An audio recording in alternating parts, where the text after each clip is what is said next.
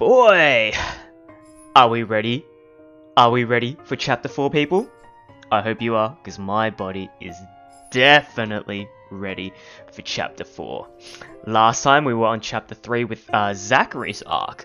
We found out a lot more about his backstory and how he moved to Luxburn because unfortunately his mother and father were murdered, actually, because of the race, unfortunately. Yeah. And we found out a lot more, and now Zachary believes that there is a ghost because he was attacked by it. So he believes Isabella and is trying to get Ash in the same boat. And I think he's coming around. I think hopefully we'll see more of it. We didn't actually see Rebecca in our last chapter. Yeah, hopefully we'll see more of it today, but we'll be doing Marianne's arc. So, without further ado, let's get this started. 7:15 PM. Oh, so good. So good. Love the interior. I mean, she is an interior designer. The numbers are so little on the top of my screen, and they glare at me with such intensity that I can just hear the accusations. I'm late for a night out with the girls. Yes, but I have a perfectly good excuse, geez.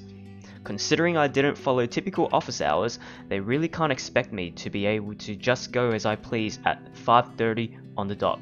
The client is, first and foremost, my priority. Oh, what is this? Quantum suicide? Oh wow, maybe she's a gamer.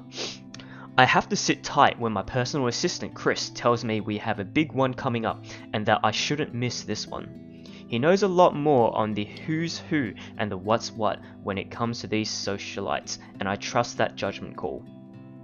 I really don't have time for rich people, the drama, and the politics. These sorts of who were born with silver spoons in their mouths and who were used to wagging their silver tongues about. I let him handle the negotiating with them for the most part. I mean, I like Hannah though, even though she was born with it, like born rich and everything. She seems very lonely, and she also seems like an amazing character. Like, I actually do like Hannah as a character. Why else would I have hired him? But he told me I'd receive a message about it an hour ago. Now, if only he has the full shilling when it comes to the time. Come on, I have a social life too, you know. To an extent. Sort of. Pressing my head against the table, I try to stave off an oncoming headache when the notification for a new email pops up. All I'm expecting is a, "Hey, this looks like a good project I found. Go send them a design," or something like that, really. That's how it often goes. Even with these rich jammy clients who've heard of me from the equally rich jammy friends, I can't expect them to hire me right off the bat. Which is all well and good, and reasonable. We figure out what they want, send them my portfolio, drafts for the project, my rates, and hope for the best. Oh wow, look at this. Marianne McCullough. This is a big client, Marianne. I'll babysit Beruthiel for you. Ah, her cat, right. Just please take this one project. I promise, this one is huge in Luxburn. Sweet. At yoohoo.com and Xmail. This is a big client, Marianne. Alright, awesome. Oh wow, look at this. Is this the interior of the mansion? I can't quite see what that is. I wish I could download all. Just please take this one project. I promise this person is huge in Luxburn. Oh, let's read this. Forwarded message. Johannes Schrocken. That's the butler to Hannah Wright and Luke Wright. Mr. Parker, this is a formal request to secure the services of Marianne McCullough, hereinafter called the designer, as authorized by Hannah Wright, hereinafter called the client, for interior design work at Ermengarde Mansion, Luxburn, United Kingdom. Yep, it's the UK. The client hopes to have the designer there on 21st October, Friday, with the time pending. Mr. Parker, this is a formal request to... Yeah, right. I'm just... Okay, right. So, it was just reading the email. Okay. But as I open the mail and see that I've been requested by the client specifically, well, I certainly didn't expect that, and it's pretty straightforward too. Anyone else would probably be excited. They would be working with the Hannah Wright.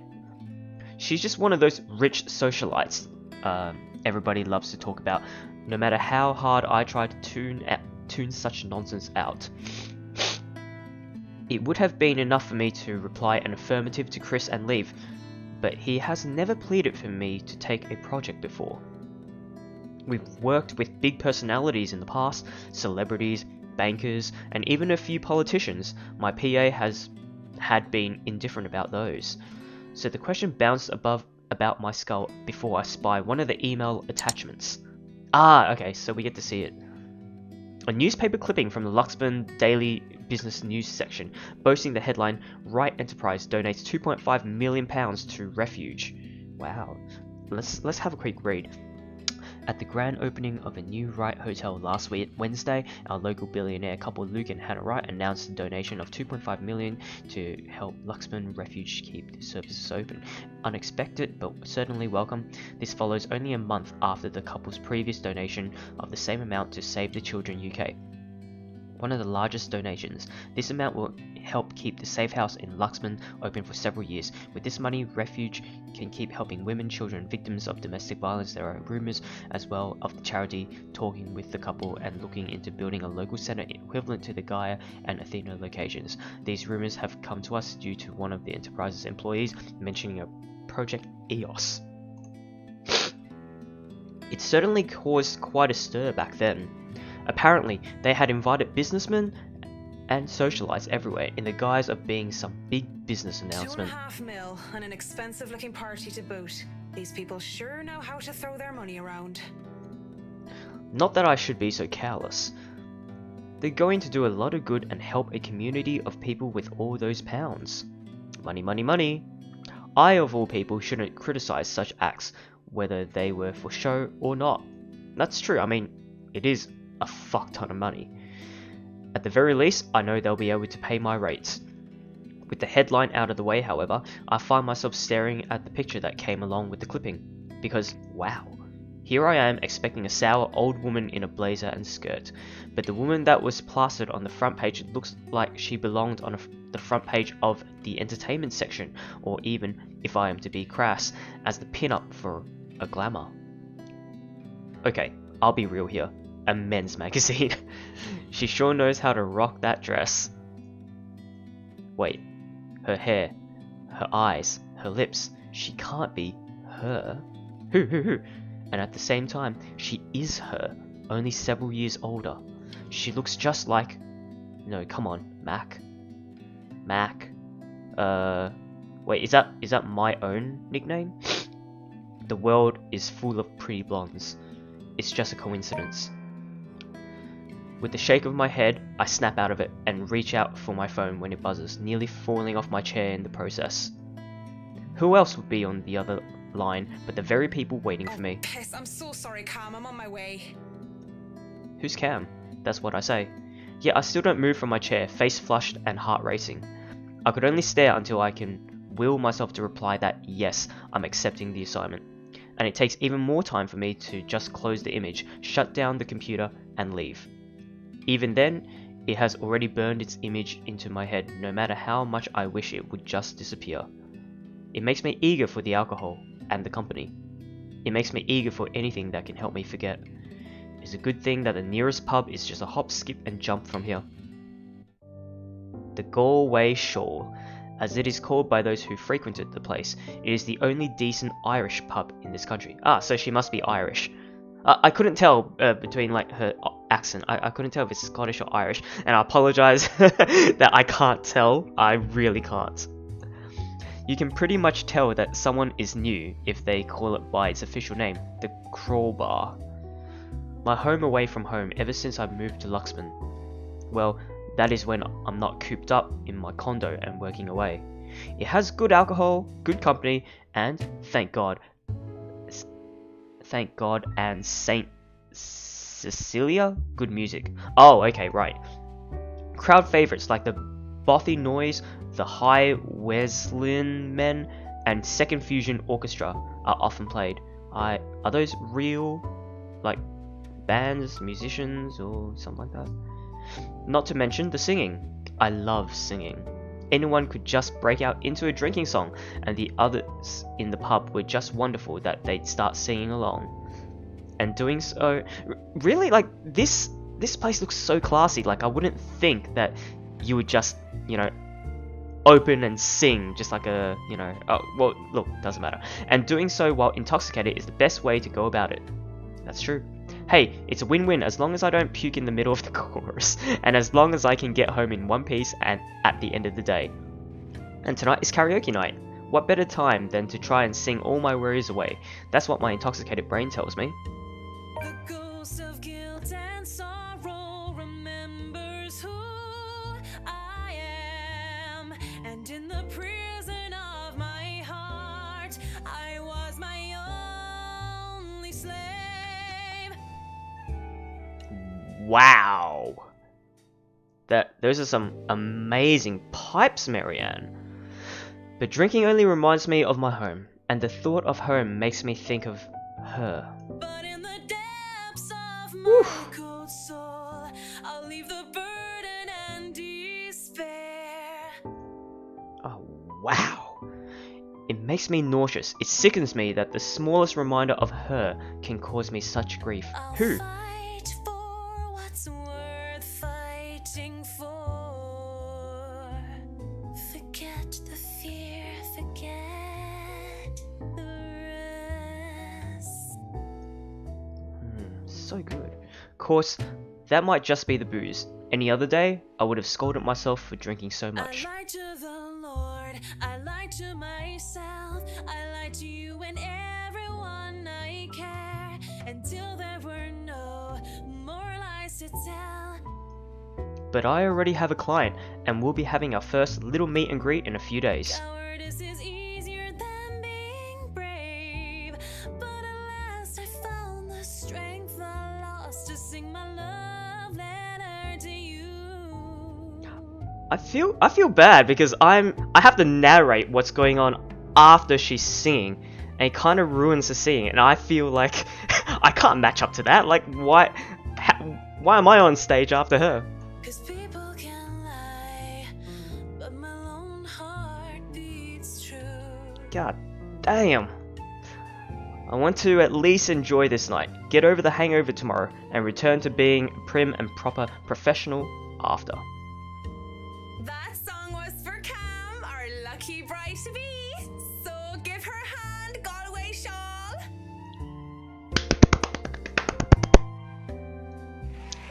Considering the state I'm in, one can excuse my smug grin as cheers and applause rise among the pub's patrons.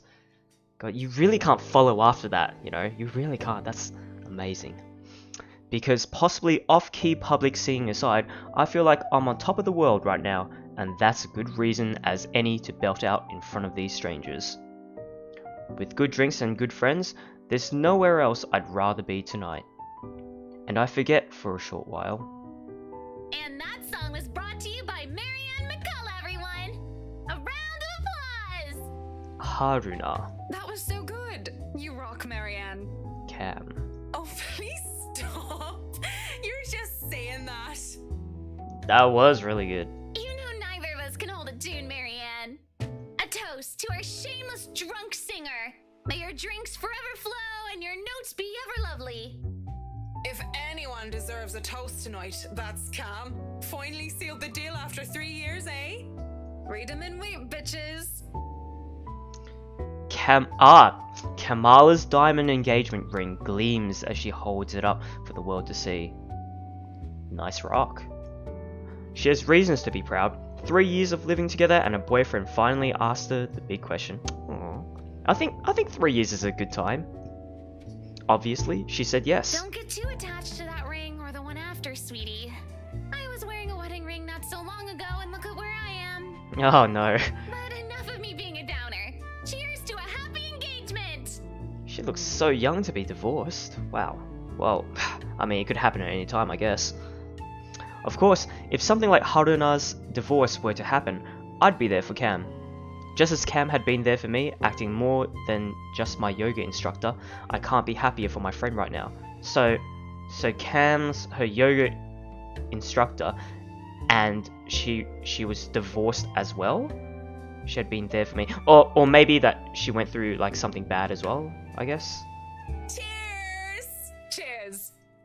Well, we both will be there for Cam, won't we? Haruna and I. Haruna. It's been a real bad year for her ever since her divorce. She's such a nice person, even loaning me money to open a studio, and she didn't deserve what her husband had pulled. I'm happy she's smiling again and pigging out like she used to. I think we've all missed our Japanese firecracker. We met in yoga class, something I had joined to keep myself in shape and, well, honestly, so that I could make friends when I had moved to Luxman. Clearly, it worked like a charm.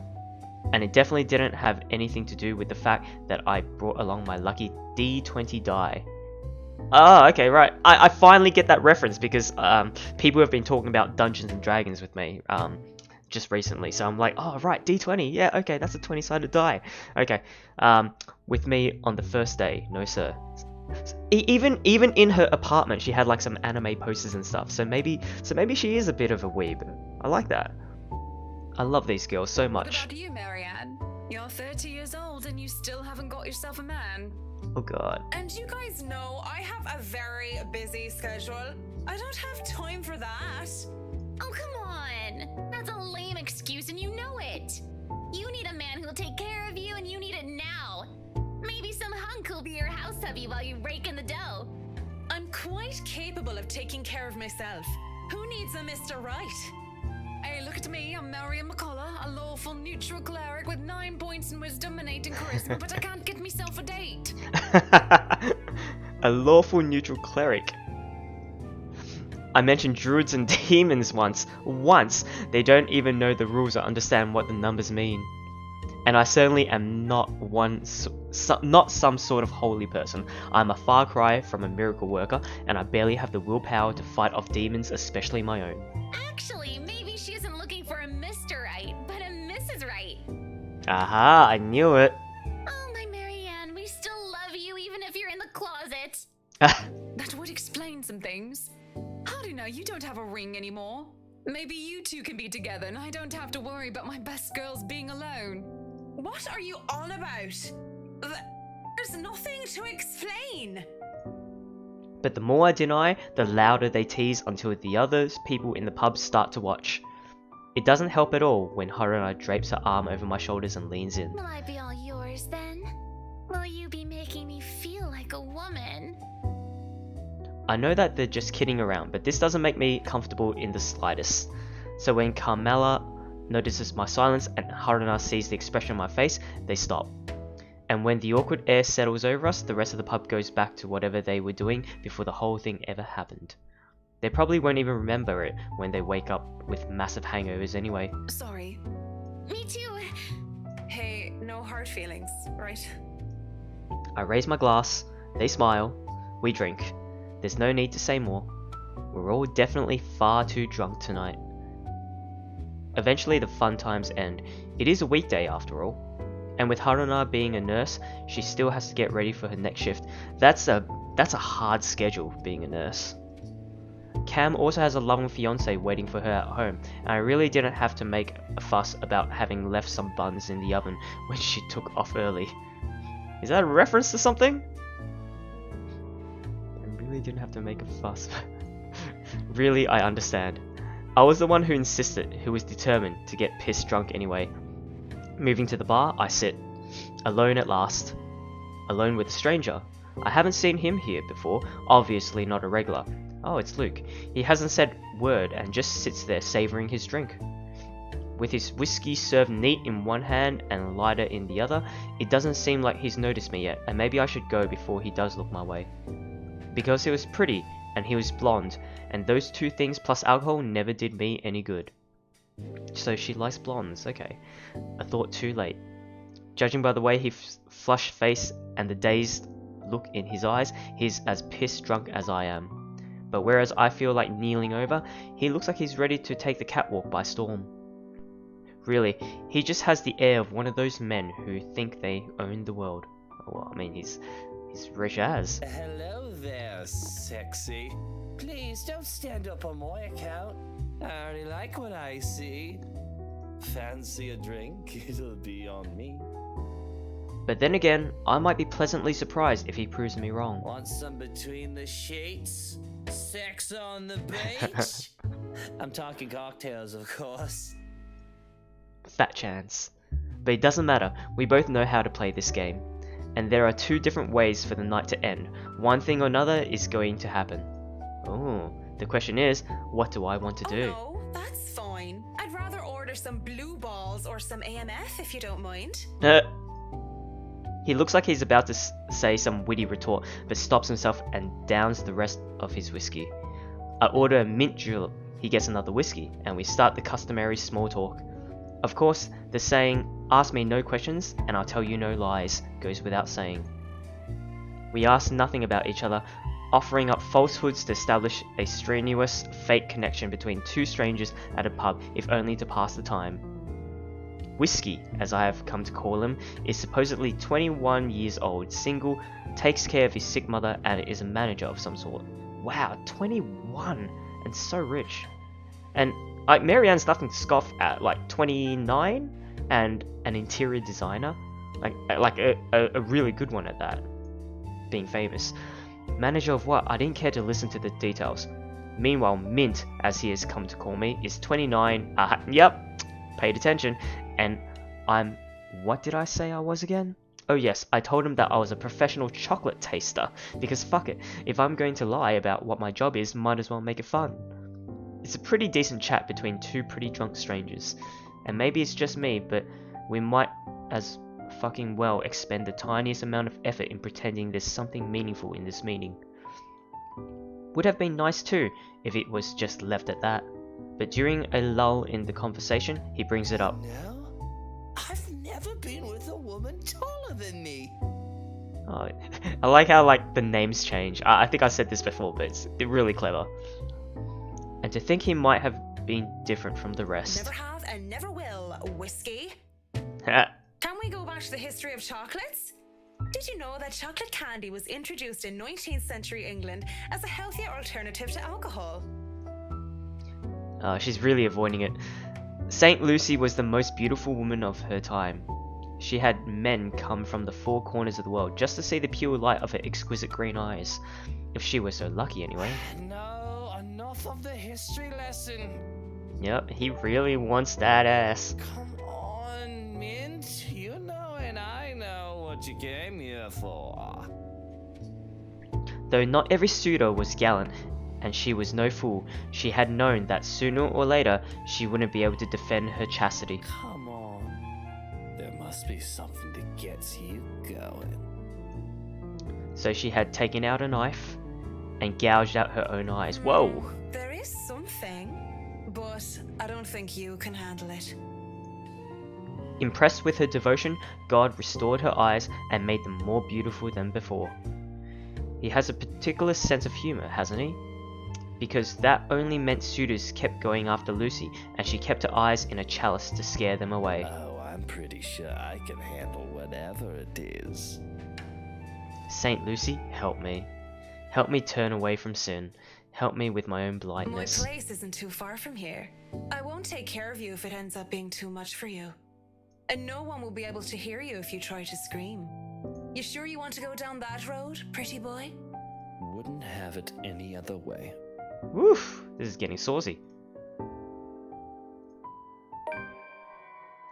Oh, did they? Oh no, hang on, wait, it's still going. Okay. The best thing about having my condo so close to the pub is the ease of access. As long as I can still stand and walk, I can make it home. Maybe I'd need help from a kind neighbor or two to help me with the last leg if I've really gone overboard on the alcohol. But I always made it home. Sometimes with company. Of course, that always comes with complications, especially with the real clingy ones. Oh, maybe she's bi. But it isn't anything a good tip about stalkers to the building security can't fix. I'm always nervous though, even if this isn't the first time I've done this. That's true, yeah. And the first few minutes when we enter my room are the first few agonizing minutes where I try not to panic. Do you guys feel that as well? Like sometimes, well, I mean, if you guys ever. Okay, Mac. So far, so good. Don't let him smell your fear under all that liquid courage. He will leave sooner or later and I'll never have to see him again, just like every other man before him. I like to say to myself that the men I've brought to my place were more scared than I was. Yet there is no fear when I look into Whiskey's eyes, only delight. When he starts touching me, I don't even hesitate when I push him against the door. Roughness is to be expected. And as long as he sticks to the script, everything will go smoothly. We'll have our little tumble in the sheets, he'll leave, we'll forget about it. If somebody asked what I really wanted, I would have told them that I wanted a bed of roses, chocolates, and music, maybe an Irish castle. That would be amazing, actually, yeah. But all I really want is her, and that's never going to be a reality. Who is this person? That was my fault, of course, because I was afraid, because I was a coward. They would never hold up a candle to her. She was the light of my life. Oh, and I had to let her go. I can't even be bothered at the thought of her. Just a single thought of her makes my resolve to see this affair through waver. Wait. What is it now? Yes, what is it now? What's it gonna be, Marianne? To sex or not to sex? This is wrong or nothing, never mind. Oh gosh, I mean, isn't Luke supposed to be with Hannah? Like, Hannah's amazing as well. Look, I mean, I guess like sometimes, yeah, like for some people, it's more difficult. So can we really judge him? Well, as like an outsider, I don't know. But for now, what should we do? Should we stop or should we keep going? Yeah, well, that's the question, isn't it? I reckon this is wrong. Only because I've played through, like, Hannah's arc, and I really like Hannah. We're both drunk. And? This is wrong. Don't you think it's a bit fucked up that we're about to have sex and we're just calling each other by the drinks that we had? How messed up are we? I'm not gonna get into it, but like, I reckon that happens more often than not. Doll, shut up with the ethics and morality talk. It is seriously putting me out of the mood. If you want to leave now, Whiskey, I understand. I mean, with how smashed you are, it'd probably be best for you to sleep the night unless you want to be mugged. But I won't stop you. And this isn't going to happen. Bloody hell. I got the achievement. He's got a rooster. Of course he's annoyed at me for putting off our night of sexual congress, but no means no. And beyond spewing a few profanities under his breath, he surprisingly simmers down soon enough. I was worried for a moment that he might try to force something. Instead, yeah, see, like that's something, I guess like that's why people are nervous as well. Like the fact that if you don't actually want to go along with it, like there's always that kind of nagging feeling like no one else is there, like oh shit, like what'll happen? Are they going to keep going? And it's not okay. What to do then? You know, it is frightening. Instead, he makes a show of fixing his suit and smoothing down his hair before making himself comfortable on the nearest seat he could find. What are you doing then? You have a guest in your home. Put the damn kettle on. Dandelion tea if you have it. But I suppose all you have are those shitty tea bags from the store. If it isn't for the absurdity of this turn of events, I would have flipped him off for thinking I have no taste. He's staying. But in the end, I just laugh. All I got are cans of Korean ginseng and lemon balm though. No dandelion. Is that why Luke likes dandelions? Without a second thought, I do wet the tea. That's 3 minutes to get the kettle to a boil. 3 minutes where we say nothing to each other. I mean, what do you even say to the guy, right? I was going to sleep with until I changed my mind.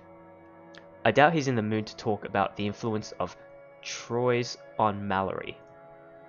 It's still unusual by the time we're both seated on my bed with mugs of tea in hand. Just so you know, whatever is going on right now is a lot stranger and fucked up than the one night stand. It is strange. We are two messed up individuals by your logic. Everything is messed up if you ask me. What? terrorism, famine, poverty, loved ones and loved lost. Oh, this whole world is a cesspool. The dead air is telling when it fills the room once more. Like, wow, he's so jaded. I mean, he must have seen some shit, but he's only 21. But then again, I guess he's very rich and he has like been through some trouble and whatnot. Wow. One would think that this is the perfect time to burst, to spill about whatever issues that made us the fucked up person that we are today. And it is. But I guess some part of me would rather not put the weight of my problems on somebody else's shoulder. I always feel like if that were the case, like the bar would be the best place to do it. Like to just let go and just kind of, you know, just talk about that kind of shit. Especially when you're like drunk as shit. It wouldn't be fair to leave that to a person when I don't even know if we'll ever see each other again. Sooner rather than later, we both pass out on my bed, mugs left forgotten on the floor. He stayed. He stayed the night. When I wake, whiskey is already gone. A bottle of painkillers and a note on the table are the only evidence that I wasn't alone last night. Thanks for the tea, Marzian. Whiskey. Oh, sorry, I just sneezed for a bit. I don't even question where these are from or how he knew my real name. Maybe from your desktop? Marzian? Or is that a R? I'm just grateful for something to help with the hangover. I don't know, like, it's from a stranger. Would you take it though? Might as well. I have a job to do. Oh gosh. It isn't often that I think about drinking on the job, but after meeting with the Wrights yesterday, really makes me want to break my self-imposed rules. So this is after she met the Wrights with like Hannah and Luke. Wow, because that would have been awkward. I mean, we did kind of see. I think it was maybe in chapter 1 or 2. One of those chapters where Luke was speaking with Marianne for a bit privately. So it must be like, oh my god, like I can't believe that was you kind of thing. Let's see. Because first off, fucking damn, Whiskey was fucking damn Mr. Right. And to top it all off, they had somehow forgotten to inform me that they didn't own the Ermengarde mansion yet when they hired me. What sort of person does that? Rich people. I could do nothing but twiddle my thumbs at this, however. Twiddle my thumbs and wait for the go signal. It's not like I can accept other smaller projects. This is a big job and I should be ready to start on it at any time. Not to mention that my PA practically begged me to be patient and wait this out. It was a hard decision to agree, but I did so in the end. Besides, I'm doing this for the Ermengarde mansion, not for anything or anyone else. I'd have a headache, whatever I do anyway. I'd go to the pub again, but seeing what happened a few days ago, I'd rather not end up in bed with another potential client. And it might be a huge leap in logic, but a library is the next best thing after the pub. I have to go there anyway. I need more books for Dad. Plus, I also need to return the ones I borrowed last time. Finding a new book or two to read for myself while I have nothing to do isn't such a bad idea either. So on a Saturday morning, I find myself going to the only library in Luxman to, hopefully, cool off. After returning an Ezuli and a poetry book by Henry the Podbrady, I asked the librarian about the several titles on my list, though I don't have much luck on that front. Yeah, are those real books? I'm not too sure. Dialogue with Death has already been snatched, and she bluntly said that she did not keep our mathematical universe for someone who didn't return books on time. I make headway at least when I ask about Siege and Rendition of Havana by Jacobo de Pezuela. If you count her snarling and pointing at the history section as headway, that is. The history section is devoid of any other except for myself and a redhead. That must be, though I'd wager a guess that Red's just passing by to get the classical literature section. I was just saying, we haven't seen Rebecca in a long time. Could that be her? So many books, so little time. Scanning the books and seeing so many wonderful titles gives me great pleasure. That's when I spot it. Hello, sailor. Why don't you come to Mama? History of Luxbourne Architecture, 1st edition. It's not the naval battle book I was looking for. No, it's even better. The newly acquired History of Luxbourne Architecture, 1st edition too. I know, I just have to get it. I have been waiting to get my hands on this book for so long. The fact that there is only one copy proves to be a problem though when Red reaches out for it the same time as I do. I think I had this first, miss. I knew it was Rebecca. I can only stare her down when she refuses to let go of the book. Refusing to let go of it as well, I raised a brow at her in the hopes that the fact that I was significantly taller than her would intimidate the girl. Even then, she refused with a rebellious look. This isn't exactly light reading, miss. I mean, do you even know which architect was at the forefront of 18th century Irish architecture? A beat. She blinks and I can't help the smirk on my face, which is wiped off when she opens her mouth. Edward Lovett Pearce, who established the Palladian style through his work with Castletown House and Irish Houses of Parliament. This bridge was destroyed in this year to delay French troops while under the regency of Mary of Guise. Whoa, owned! This is not what I was expecting. Let's be honest. Was that a real person, anyway? Let's be honest, how many people would know these history facts, right? Aside from me, anyway. Going right to the obscure ones, aren't you? Easy enough. Tullybody Old Bridge in Clackmannanshire, Scotland, on the January of 1560, if we want to be specific. Suddenly, it's a game where we throw these history questions and facts at each other, back and forth in hushed tones unless we want to be thrown out of the library. After a while, it goes from some strange competition into this strange but friendly banter, if it could be called that. But as fun as it is, the exchange soon slows down until we're grinning at how odd this whole scene is. McCulloch, my desire for potatoes doesn't quite match what the stereotypes suggest. Rebecca Gales, the Scots' supposed hatred for the English wasn't enough to stop me from teaching their little spawns. By then, we had forgotten about our little tug of war, although she still holds the book in her hands. I had to let go of it without realizing when she answered my first question. History teacher, then? Got it in one. No wonder you gave me a run for my money. Now, if we're talking about architecture, I'd blow you out of the water. You're from where? Luxbourne Uni? Oh no, just St. Goretti's. Oh, Saint Gor- that was in chapter 3 where that little girl that was talking to Zachary. That must be like her student, or at least from the same school, because she had the same uniform for Saint Goretti's. So that's where she's teaching. Yes, Saint Goretti's. You think a school would choose a more appropriate saint to name themselves after, especially when they have very young students. And I'm guessing you're an architect, if you're so confident about the subject. Miss Scales. Interior designer, Miss Gales. Please, just call me Rebecca. You aren't one of my students, are you? Marianne, then. Oh, that's so nice. They're getting along now. I could have said that I was an architect, but there's no point in explaining why I wasn't one anymore. So, I've never seen you I before. changed. I'd like to think I've met every history aficionado in town. I blame the rock I've been hiding under, of course. That, and I'm usually only here on the weekdays if time allows. Work often has me meeting clients on the weekends. That must be interesting work. It allows for some creative freedom, sure. But it's like working with children sometimes. Though you probably have it harder working with actual children. The hardest part is convincing them that your idea is their idea. That sounds exciting. It is!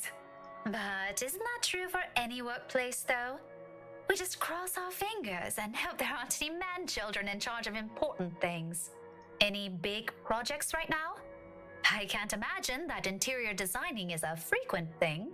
I'm working on the Ermengarde mansion. Lucky me. That mansion. Intach. Wonderful. Breathtaking. I can't wait to start in it. Wow, what are the chances of these two meeting and both connected to the mansion as well? And if you guys are interior designers or architects, like, let me know as well. Like, is it true what she said? Is getting work hard as well as an architect? Because, like, same as what I'm thinking as well. Like, I can't imagine that you'd have like projects and work coming up, you know, one after another. Like, I'm guessing there must have been some time in between. Like, just let me know how long that is, or what's the discrepancy or average. Now that is beautiful architecture.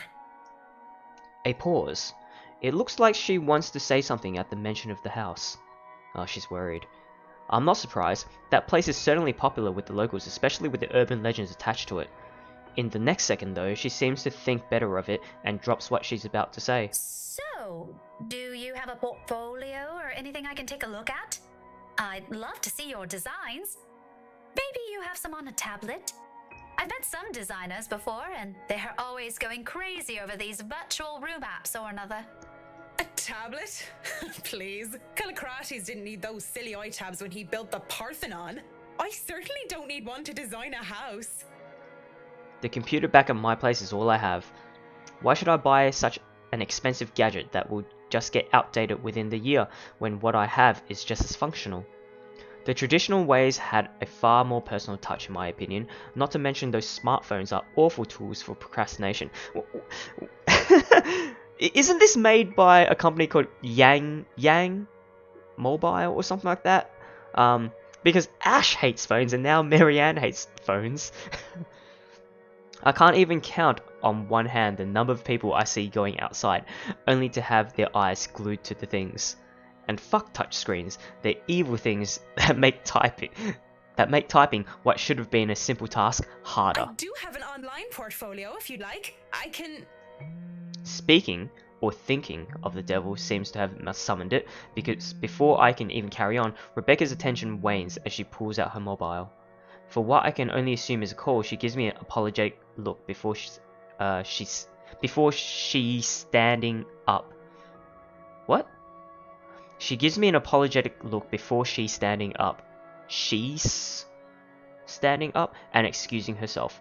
Off farther into the aisles she goes for some privacy. I do my best to give it to her as well, trying to tune her out. Is something wrong? Lunch at the coffee house? Sure, I can make it. I'm not too far, I can be there in 10. Convenient. But with how quiet the surrounding is, she can't blame me if I overhear snippets of a conversation. Wow, yeah, because Isabella, like, Marianne met Isabella as well. And is this on the same day? Wow. When she returns with a sheepish look on her face, I know that our friendly chat has to be cut short. Sorry, I have to go and meet with some friends. It's fine. Totally fine. No need to even apologize. About the book. Her embarrassment increases twofold when she realizes she's still holding onto history of Luxburn architecture. I don't give her time to think about it as I put a hand up and shake my head. Fishing out a pen and paper from my bag along with one of my business cards, I hand them over to her. You know, I'm busy with work, so I might not even be able to take a peek at it anytime soon. You can go ahead and have it. But you'll have to ring me up when you're returning it just so I can snag it right away. Deal? She makes quick work penning her number down and handing it back to me with a grin. Deal. Just message me during school hours, of course. You have a good day then. You too. Ah, I like that little exchange. That was nice and wholesome. With Rebecca gone, I'm left alone standing in the history section. Although my original plans were simply to sit down and read a good book, or our little pop quiz, if you could call it that, made the time pass by without any of us realizing it. It was fun, and I do believe I made a new friend. Good job, Marianne. Yeah, good job. Even with the talk of lunch, however, I don't feel like grabbing a bite to eat. There are still other books to be read here, and I'm hoping to find something that will help me while I work with the rights. Something like How to Deal with Assholes Professionally 101, just in case.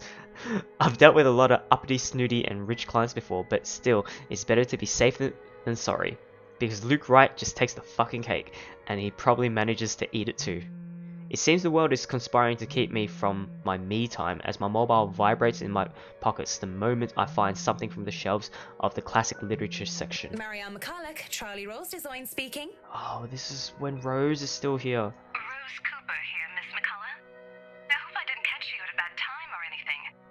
But I just wanted to check in and tell you that we've got the clear to hand over the documents. Madam Wright told us that we should forward the floor plans to you. Already? How did they go through the process so fast? Surely there is so many red tape to even acquire the forms in the transferring of rights. No matter how rich the rights are, it shouldn't be this quick, right? So, if I can just have your email, I'll be sending them your way. I'd actually like a physical copy of the floor plans. Oh,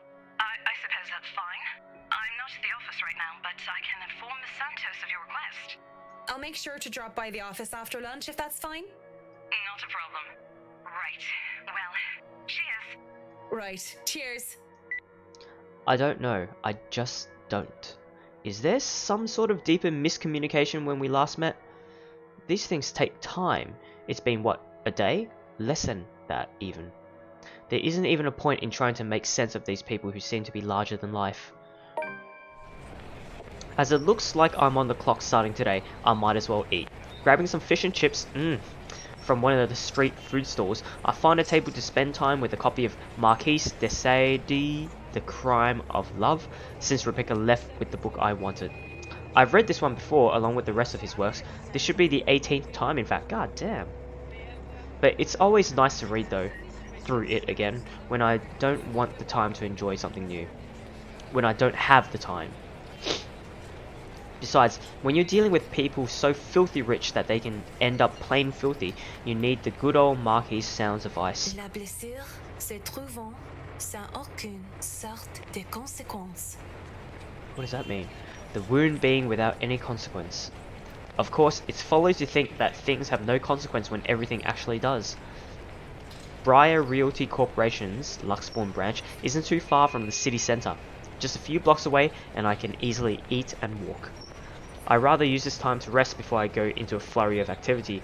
No doubt there'll be so much more to do once we get hands on with the mansion. Still a lot better than working on another condo, at least. Surely, no matter how much BRC and the old owners put into the restoration and preservation of the place, any big repairs would be superficial at most. I am quite certain that in their haste to sell the property, they did a rush job. It isn't an infrequent thing to do, despite how it is frowned upon. There'll be a lot of hidden issues that I will need to weed out, and I have to make sure I find every single one of them, especially the more serious damages. Structural integrity is definitely on top of the list we will have to consider.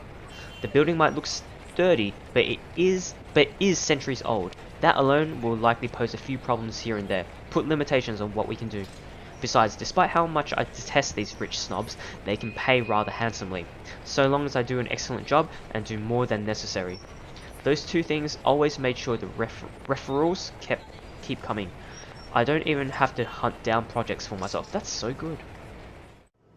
When I go up to BRC's office, I can't help but stop and stare when I enter the building. With the lunch hour closing, employees should have been back already, if they still aren't filtering through the doors. I get that it's a Saturday, that people probably feel tired and lazy to be working on a weekend, but they're still on the clock and not bumming around about wasting company time on extended lunch breaks and cigarette sessions. The office is spacious, as it is with these big corporations. Each person is given their little space of what's usually a 2x2 meter cubicle. There is a lot more empty chairs than there are actual people working at their desks. It reminds me far too much of my last day at Poriskova projects during the massive layoffs due to the Irish economic crisis. But it isn't just that though. Everything is as quiet as a grave. It's as if these people are merely ghosts. Speaking of ghosts, Santos comes in through the door looking as if she's just seen one. This must be after her lunch with Zach and Rose, and then she saw that ghost in a window, I think. She looks at me, wide-eyed like a deer caught in the headlights, ready to bolt at any moment. I'd ask out of concern, but I feel it's not my position to do so. What if it's something personal? I'd simply be overstepping my boundaries. Really, it's none of my business. I presume that Miss Cooper told you why I'm here, Miss Santos? Huh? Oh, yeah. Sorry, I just got back from lunch, you know? But it won't take too long. Don't worry. Of course it won't. This whole project has established itself to be a matter done in haste. I do hope it doesn't mean that people are being careless in their duties. That sounds rude. She flinches and looks like she doesn't quite know how to respond to that. Thankfully, instead of opening her mouth, she leads the way toward her station and goes to fetch the floor plans. That's a bit bitchy. Oh man. Why did she say that? It won't take too long, as she said, but it does take a bit. Time spent to compose myself, most likely. You know, we usually just email these things. I prefer the real thing. Not that you would know. Oh my god, this... You probably have your nose stuck in front of your smartphone when you're not working, and even when you should be working, playing those mindless addictive games. I definitely wish Chris would stop playing that Batcat thingy during work hours too. I know what you mean. Digital painting is nice, but nothing beats the smell of real paint. Batcat. Wait, wasn't that in chapter 3, last chapter, wasn't that Isabella's toy as well? Like she had a plushie or something called Batcat? Or no, an imaginary friend? Or something, one of those. I remember the name. Not that I go and smell paint like a crazy person, but you know, the real thing is different. Huh. Wait, what? Yes, nothing is quite like the real thing. Ooh. Checking out the floor plans, I see that I'll have a lot going for me. Now I know how Ray felt when he found the Central Park West building floor plans from that one movie. Ballroom, ground floor, first floor. So first floor was where their attic was, right? So quarters, conference room, master's bedroom, hall, theater, wow, study room, bedroom, balcony. Oh, okay, here's the attic. Oh, there's 2 attics. Huh. Porch, parlor, restrooms, dining hall, kitchen, gallery, ballroom. Ah, hall, basement. Ugh. Where was the kitchen again? Right, because that's the wine cellar. Okay. Music room. Wow. Damn. That's amazing. This is why I became an architect in the first place. Jacobean style at its finest. It's a thing of beauty. Look at these gorgeous rooms, the delicate harmony between empty spaces. And speaking of empty spaces, there's something rather odd about these ones. I feel a bit silly saying it out loud because I've never lived in a big house, let alone a mansion. Not many people But have. during the tour, I had the distinct impression that the rooms were bigger. Maybe the scale is wrong? It's not much of a problem, and it is an old house. There had been little details here and there that I would have liked to address during the open house too, but it was all forgotten in the wake of Miss Santos's incident and the trouble with ownership. The wine cellar is going to be a problem. I shudder to think what sort of repairs they did to the place. That wine cellar was where that ghost was crying, and only Hannah could hear it. That was freaky. There might have been things that were swept under the rug, pushed to the dark corner of the rooms, and hidden away in barrels. Water damage could have been covered up. There had been floods due to heavy rains in West England just last year, after all, and if there's any sort of damage to the house's foundation, that's going to be a lot of work. I was not able to look at the attic as well. Yeah, don't go there. For all I know, a whole family of vermin could have made their nest there. Working with pest control is always the worst. The sheer size of this place is staggering, even if I did just say it was a lot smaller than I thought. I might just be biting off more than I can chew, but who doesn't like a good challenge? First things first, I'll have to. So, do you want a coffee? The one from the staff room is pretty decent. There's really no need. I'm sure you have rules against it. Rules against bringing someone coffee? That's ridiculous, and even if there were regulations against it, nobody's really here to tell Sir John. I've already brought 2 mugs, and I'm not going to drink them on my own. Come on. I have to stamp down my annoyance at being distracted. Seeing the girl, the young woman though, it looks like she has a lot on her mind. If babbling is her way of dealing with stray thoughts, I'm not really the one she should be babbling to. How should I respond? I don't have time for this. You have something to say? God, this is such an asshole thing. Like, she's being such an asshole right now. Should we just keep being an asshole to her? I feel like that's such a bad thing. Especially if I want, like, good relationships with people as well. So far, I think I've been doing okay. So far, I think I've been doing pretty good. So let's not be an asshole. Let's say, you have something to say? Even though that's such a way of wording it, it still sounds like, yeah, being an asshole as well. Oh, nice. Whoa, was it always that full? Whoa, okay. I give her time to speak up, but when she just stares, I clear my throat. Yes? You have something to say? As embarrassment creeps up on her face, I snatch one of the coffees from her and take a sip. Too hot. Just thinking and speaking off the record, it must be fun what you do.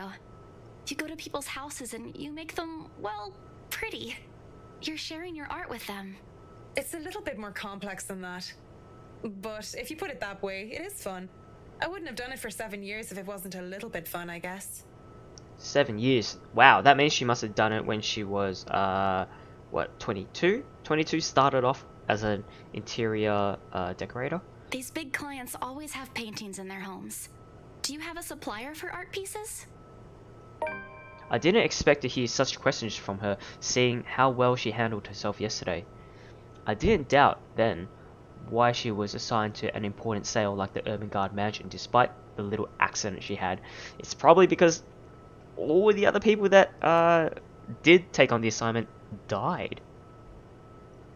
Now she just looks too young, too nervous, and unsure of herself, although her enthusiasm must make up for that in spades. In fact, I wouldn't have believed it if she had introduced herself the way she is at the moment. Why, watching her now, she actually looks like she should still be in college. Acts a bit like it too, when I think about it. I thought she was a teen slumming it out in the mansion when I first saw her there, lying on the ground. Surprise, surprise, she turned out to be one of the estate agents handling the property. The clients usually support artists of their own choice. If they don't, I'm always happy to refer those that I know. That's cool. They're very picky. I don't think a hobbyist will have an easy time getting their work sold. Hey, I'll have you know I was a student of the fine arts. And yet here you are, selling property. Maybe you weren't a very fine student of the arts. What an asshole! Maybe I took that a bit too far. She bites her cheek and it looks like she's barely holding herself It's back. not like I had a choice. Yeah, because she's got to send that cash back to the Philippines. She mutters it under her breath. I barely even hear it, but the hurt is there, and it makes one wonder what brought it on. Although it is understandable if her reason's what I think it is, very few people make it big in the art world. I can see why she'd be upset about it with that enthusiasm. I didn't have a choice when I left Ireland. It was that or years of unemployment. The recession and the toll it took in the construction industry was out of anyone's control. I don't know what choice she was able to make, whether it was about her being at art school or something else. But the world isn't a fair place. And the sooner she accepts it, the better. Tough love. Still, with that forlorn look on her face, I can't help but sigh. The girl reminds me far too much of myself when I was younger. Well, if you're thinking of commissioning your paintings, I'll have to see your work first. Oh, it's not... I didn't mean it like that. I don't have any paintings. Really? You sounded a lot like you still did art or want to. Now I'm starting to worry that you might just like the smell of paint. I'm not a paint huffer, sheesh. Heh. I just mean I don't make much anymore. I don't really have the time for it. The tools and materials aren't exactly cheap either. Everything has a price. It sounds like you're making excuses for something you're presumably passionate about. If you really want to practice art, a little out of your wallet isn't much. It's not that simple. It's not? Life's simple. People just like to make it complex. Speaking off the record, I have some advice for you, kid. Either go for what you want, or stop thinking about it when you have something else. That is unless you enjoy making yourself miserable, then by all means. You know, Wow. if you wanted to look at the floor plans without me bothering you, you could have just said so. Would you have left me alone? We'll never know now, will we? A strained air settles in the room afterwards. It doesn't help that she doesn't immediately leave, as she said, lingering awkwardly by the door with that downcast expression. It's clear there's more she means to say, perhaps even defend herself and her choices in life. Or is she expecting me to dish out more of that advice? It's an awkward affair and I choose to hightail out of the realty office as quick as I can. Wow, what a dick move on Marianne's part. Oh. Though I am able to keep myself professional at all times doesn't mean I like it. And seeing that most of the day has already gone by before I realized it, I choose to head back to my flat instead. Despite today being a Saturday. No fun, but at least this way I can definitely avoid another unpleasant encounter. Considering how much I'll be seeing whiskey in the near foreseeable future, I have a feeling that I'll need all the rest the weekend can give me. For the first time in a long while, excited as I am to work on the mansion, I cannot wait to be over and done with this project. Monday couldn't come any sooner. After taking the floor plans from Miss Santos the day before the last, I spent most of my Sunday drawing up plans and calling in my suppliers.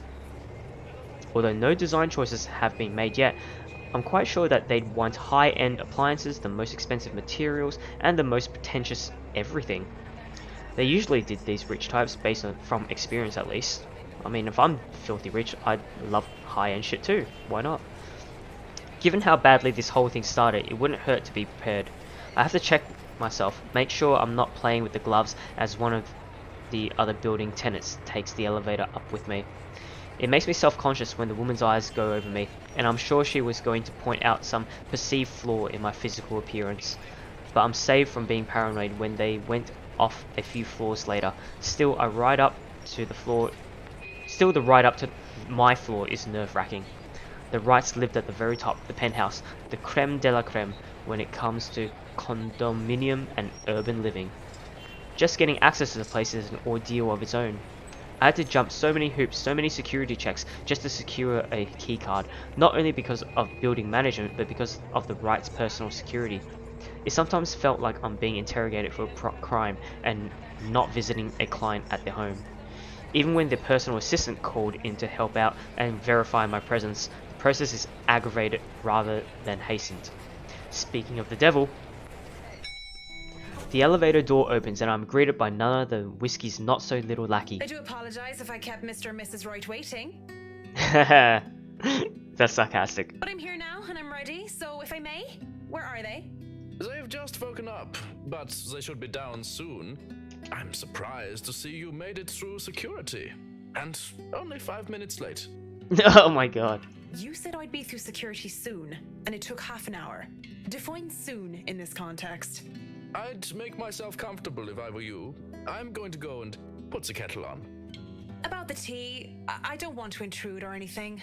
The sir does not like being woken up by the whistling. But who am I to deny tea to a guest?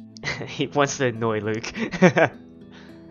He shows me to the couch before drifting off towards the kitchen, quietly pulling out a teapot, cups, and all sorts of other things in preparation for tea.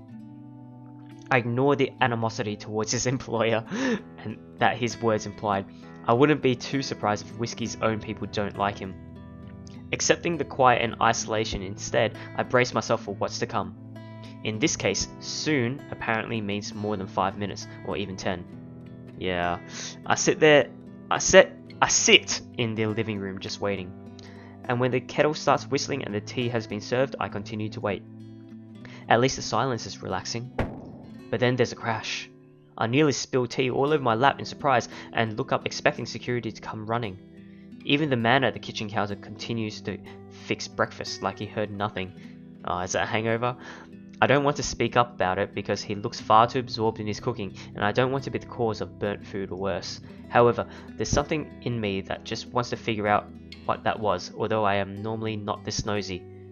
Check it out or continue waiting. I reckon just continue waiting. I mean, like, if we check it out, like, this is someone else's home, right? Yeah, I reckon something funny will be there, like, I don't know, Luke's like slumped over or something, but let's not be nosy. Let's continue waiting. I have no business with it. These rich people usually value the privacy above all else after all, unless of course they're posting pictures on social media bragging about what good people they are for allowing themselves to be interviewed by some magazine. Then again, the whole reason I'm in this mess is because I don't give two shits about what goes on with people like them. And I'm not going to get caught snooping about and be accused of some imagined wrongdoing. I'm not going to be some busybody detective wannabe and run off to investigate whatever that was. It's probably just something mundane anyway, like a lamp falling over. I'm just going to sit here and wait for Mrs. Wright with my tea, in complete silence. Could I at least put the telly on? I don't really expect him to answer. If he hadn't heard the crash, I doubt he would have heard. As long as you don't watch some silly soap opera. The LBC News would be fine. The William Walker show is on too if you prefer that. Not that I watch it, but my husband does. Ah, yeah, I knew it. Okay, cool. Right, because it was mentioned that he was that he had a husband or at least a boyfriend or something like that. The remote is under the coffee table. Oh, sure. Maybe I'll be lucky and catch the doc on. I heard they're having reruns of the classics and I want to see the second meet sixth in Spain. If not, just the news then. See second meets sixth in Spain. Wow. Thank you. What a tongue twister. I'll let you get on with your cooking now. Did he just ignore the crash a while ago then? Whatever. Fetching the remote, I turned the TV on in the hopes of filling the silence. Trying to anyway, because the thing won't turn on. And doesn't that make the silence more awkward or what? I know I might not be the best with tech, but I'm sure I can work a simple television remote. The batteries must be dead. Oh, what the fuck? Help me. Oh shit. There is blood everywhere. Help me, it says in red. I look at my own hands and find them clean. Yeah, I can see my grisly reflection gaping back at me. And though there is nothing staining my skin, I can feel the sticky and warm feeling of blood dripping down my cheeks. Oh god. Imagine this, and like Johan's just in the kitchen like next to you, but no one can see this. And like it's even more scary because you know someone's like Johan's is there next to you, yet they can't protect you from this as well. God, that's terrifying. I should be worried, yeah. Instead, I feel my attention drawn towards her. Her beautiful blonde hair, her soft lips with skin so fair and swaying hips. What? Blonde hair. Right, because the other ghost that we've all seen is black hair. Why is this one blonde? There's two ghosts. I want nothing more than to hold her, plant my lips on her neck and run my fingers through her hair. What? Really? She laughs and she smiles when she looks at me, but where are her eyes? Why would you do that? Temptation is gone in an instant, and I recoil, horrified at this reflection that I am seeing, only to back into something, or rather someone. Was it just Mrs. Wright? I mean, there was the whole help me thing. I mean, this ominous music cues ain't really good, you know, like, oof. Mrs. Wright stands there, twirling a lock of her blonde hair, a soft smile on her lips and a hand on her hip. I almost back away, but I ground and remind myself that this is my client, and whatever I just saw, well, it wouldn't be too far-fetched to say that perhaps I'm going a bit daft. It would be preferable, of course, to think it was all the trick of the light, or the makings of an overactive imagination. Good morning, Mrs. Wright. I'm sorry, I didn't see you. Have you been standing there long? No, I just came down and saw you were having a hard time with the telly. We must have forgotten to change the batteries.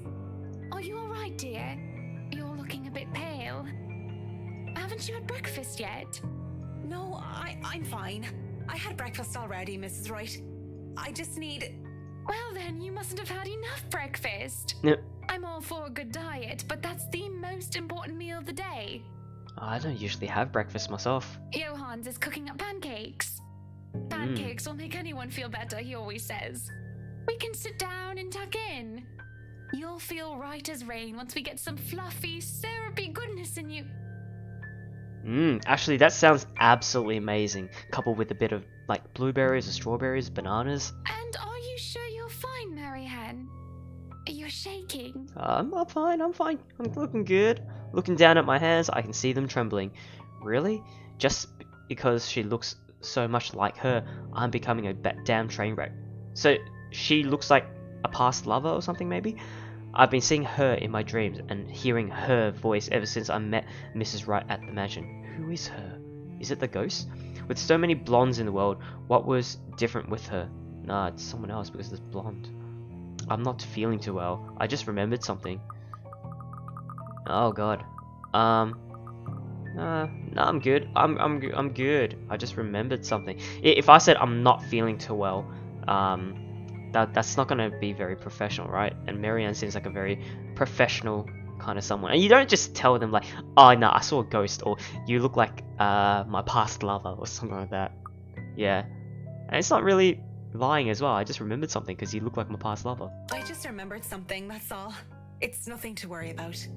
Ooh, relationship. Nice. Nice. Are you sure? I am all ears if there is something bothering you. I don't mind a good story, and I don't want it to affect your work performance. Gossipy wagon, isn't she? She should just leave you alone. It's not like you need her. Who's saying that? And that's such an amazing accent. You don't have to worry about that, Mrs. Wright. I say business stays business, and anything else can stay in the doghouse until I'm done with work. I just have to bear it though, don't I? If I tell her that I'm hearing voices, that'd be a fast track straight to the nut house, yeah, right? God. What else can I do? Saint Dimphna? Help me lest I become like her father Damon, insane at the thought of a lost love. Ah, so it is. And mad in the pursuit of another. Oh, she likes her. Shall we talk about your work then? If you'd like. It's on your time, after all. I've been told many good things about you, and I've seen some of your work before. Others speak very highly of your work etiquette. Yet I've never heard of you before. Not even a whisper of the McCullough name. McCullough. Well, I've only been in Luxbourne for 4 years. Tried to make it big in London for nearly 3 years before. And I've only been working these high-quality projects for the past year. I stick straight to the point. It's best to be brief when talking to clients after all. Keep it clean cut as much as possible. Yet, at the same time, I have to make it engaging so it doesn't look like I don't want to talk to I them. imagine it hasn't been easy. I can't see why you've moved from London to Luxbourne, though. She's from London? Job vacancies were fewer at the time, and I had a lot of competition in London. Let's not even talk about the living costs there. But I'm glad I moved here, even if it hadn't been smooth sailing. If I had it easy, I probably wouldn't be working projects like these. Is Luxbourne a real place in the UK? I need to find this out. Why even bother explaining to her? She won't understand. She's practically born with a silver spoon in her mouth. The woman could probably snap her fingers and have servants attending to her beck and call. She does look the part of a spoiled heiress, doesn't she? It would be a relief if she's just that. Something that's different from Mrs. Wright and her. Is her that question mark person that was just in our heads? Before she can get another word in, words that may have proven me wrong or right, she looks up at the loft with a fond expression on her face. With just a simple glance, she can put in so much love that I feel a tad bit jealous of whoever holds it. Good morning, Luke, darling. Good morning, ladies. What a wonderful morning it is that I wake up to such a beautiful sight. I do hope you two are getting along. I smell pancakes. I do hope you two are considering a diet just so I can have them all to myself. Don't be a pig, Luke. You eat all of those and you might stop fitting into your tight suits. What? I'm not a pig. You don't think I'm a pig, do you, Marianne? With his saucy smile and playful wink, I can't help but think you are a bit of pig whiskey. I don't know, Mr. Wright. I'm an interior designer, not a zoologist. The only styles she must be familiar with are statement of works. Well, don't be a bore. You two might not be in a rush, but I'm going to go ahead and feast. If you dawdle too long, he'll hog all the syrup. Rich people are so eccentric. Come on then, we can discuss business over food. There's no denying the clients when they invite me over to the table. Though it is too personal to share a meal in their home, it would be terribly rude to deny the invitation. Besides, the pancakes did look and smell heavenly. My god, this looks so good. What is that? What is that sauce? Oh god, this looks divine. A bowl of clotted cream, fruits, syrups, jams, and other spreads are laid out next to them, making for a colourful arrangement. Oh man, my mouth is watering. If this was a brunch with friends, I would have gladly helped myself to the whole lot. But as it is, I accepted just a few pieces of pancake and topped it off with lemon and sugar. Oh. You know, I was a tiny bit serious when I said I wanted a helipad.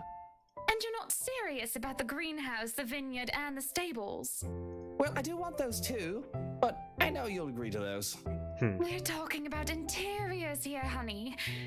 You don't handle exterior designs and whatever handles those sorts of projects do you, Marianne? I'm able, actually, and willing to take a project of that nature. I was an architect in Ireland before. Of course, that's another contract entirely. I also suggest we finish the house itself before working on any additions to the rest of the property. There won't be any problems about ownership this time, will there? Pardon if I'm crossing a line, but the acquisition was rather quick. Oh, don't you worry. We've got everything sorted this time around. I've talked to Miss Cooper and Mr. John from BRC, as well as the old owners. Everything has been paid in full, and all we're waiting for is the paperwork from the land registry. They're letting us move in as soon as we please. It's not like they were living there in the first place. That's good to hear. The problems that could arise from renovating another person's home would be... well, let's not dwell on it. First off, we'll want to know how you want the place to look. It's pretty furnished as is, but I understand if you want to modernize the whole thing. I feel like this piano's really going upbeat. Actually, I'd prefer to keep the place looking as it is, but at the same time, I want modern appliances. You worked on the Ludgate's Christchurch summer residence. I do remember there being an oven I thought was a simple drawer before. Make them look vintage, antique, blended with the rest of the decor. Customize appliances then.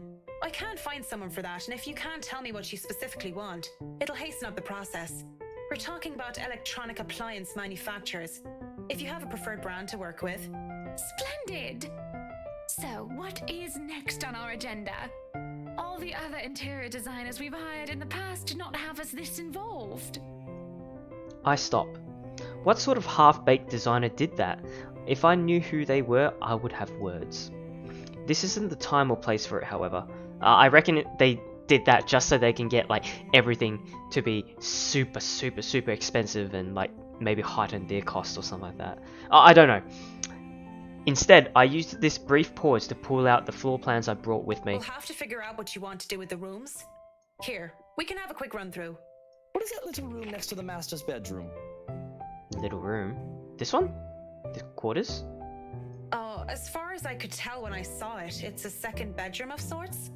Used, apparently, for the ladies in waiting who has served Lady Charlotte Ermengarde, which is strange, as that isn't the norm for these sorts of houses. Well, we're not stuffing Johans in there. He won't fit. You don't suppose we could turn it into a walk-in closet and a dressing room? Why not like an ensuite? That would be pretty cool. I love fashion, but do we really need to turn an entire room into a walk-in closet, dear? We'll have large closets and a wardrobe in the bedroom already. My bad, I just saw this. This must be the ensuite bathroom here. And to have Johans or some butler here as well, like, I mean, it is the bedroom, it's for privacy, right? I mean, it's gonna be weird if the quarters is right next to it. I reckon a closet is a good idea. Says the one who takes 3/5 of our closet. Well, what do you suggest we do with it? I thought a utility room of some sort would be nice. A craft room where I can do fun things. That's not bad either, actually. That's a pretty good idea. Yeah. Or maybe a children's room might be nice. You know, for when Kylie comes over. Or if Rochelle visits once she's had a baby. One, you are not inviting that witch. And two, there's a whole mansion for Kylie to play in. Yeah, and like to have your kids' quarters right next to it as well, that's a We don't need a children's room, and you don't even do arts and crafts. I'd like to turn the guest's room and the study into my personal office, by the way, if you don't mind. The guest room and the study. Where's that? Guest room is... there's already a study room. Oh, so that's a study into a personal office. And the guest room. I'd love to keep that as a guest room, actually. That would be pretty dope. You can turn it into a personal office if I can have my utility room. It's just the one room of the many. I'm taking that room for myself, no matter what you say, dearie. So you might as well take this deal. You're always out doing business anyway. Yeah, true. The real problem is the theatre. Whatever are we going to do with all that space?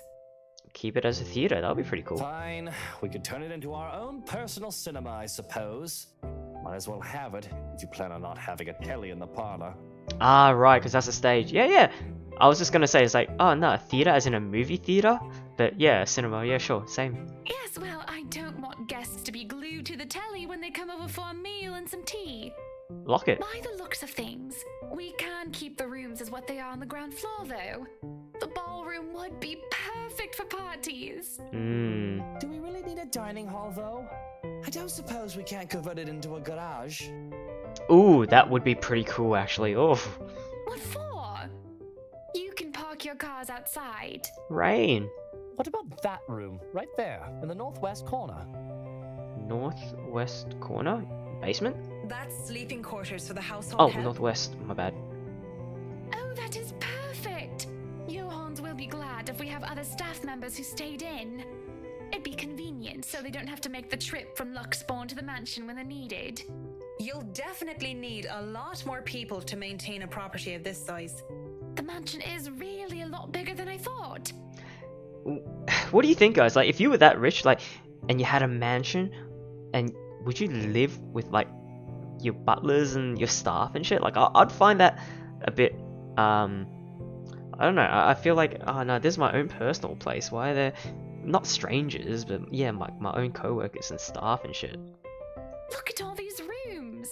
I didn't even know there was a music room next to the parlor because of what happened. There was a grand piano in there too, when we checked during the tour. Did you hear that, Luke? Maybe you can take up playing the piano again. Oh, you should have seen him when we were younger, Marianne. It's not like I was very good with the thing. Nah. Oh, hush you. You were no Mozart, but I loved hearing you play nonetheless. He'd come over to my home and he'd play such fun tunes. He'd sing too and I'd dance and it was just... Mr. Wright playing the piano? I can't imagine it. But the earnest way in which Mrs. Wright said so told otherwise. Anyway, what do you think of these plans, Marianne? Are we not even going to consider one of my requests? Not even just a closet or just a garage? Now, that isn't fair, is it? You're not the only one who's going to be living here. I hardly see how that's unfair.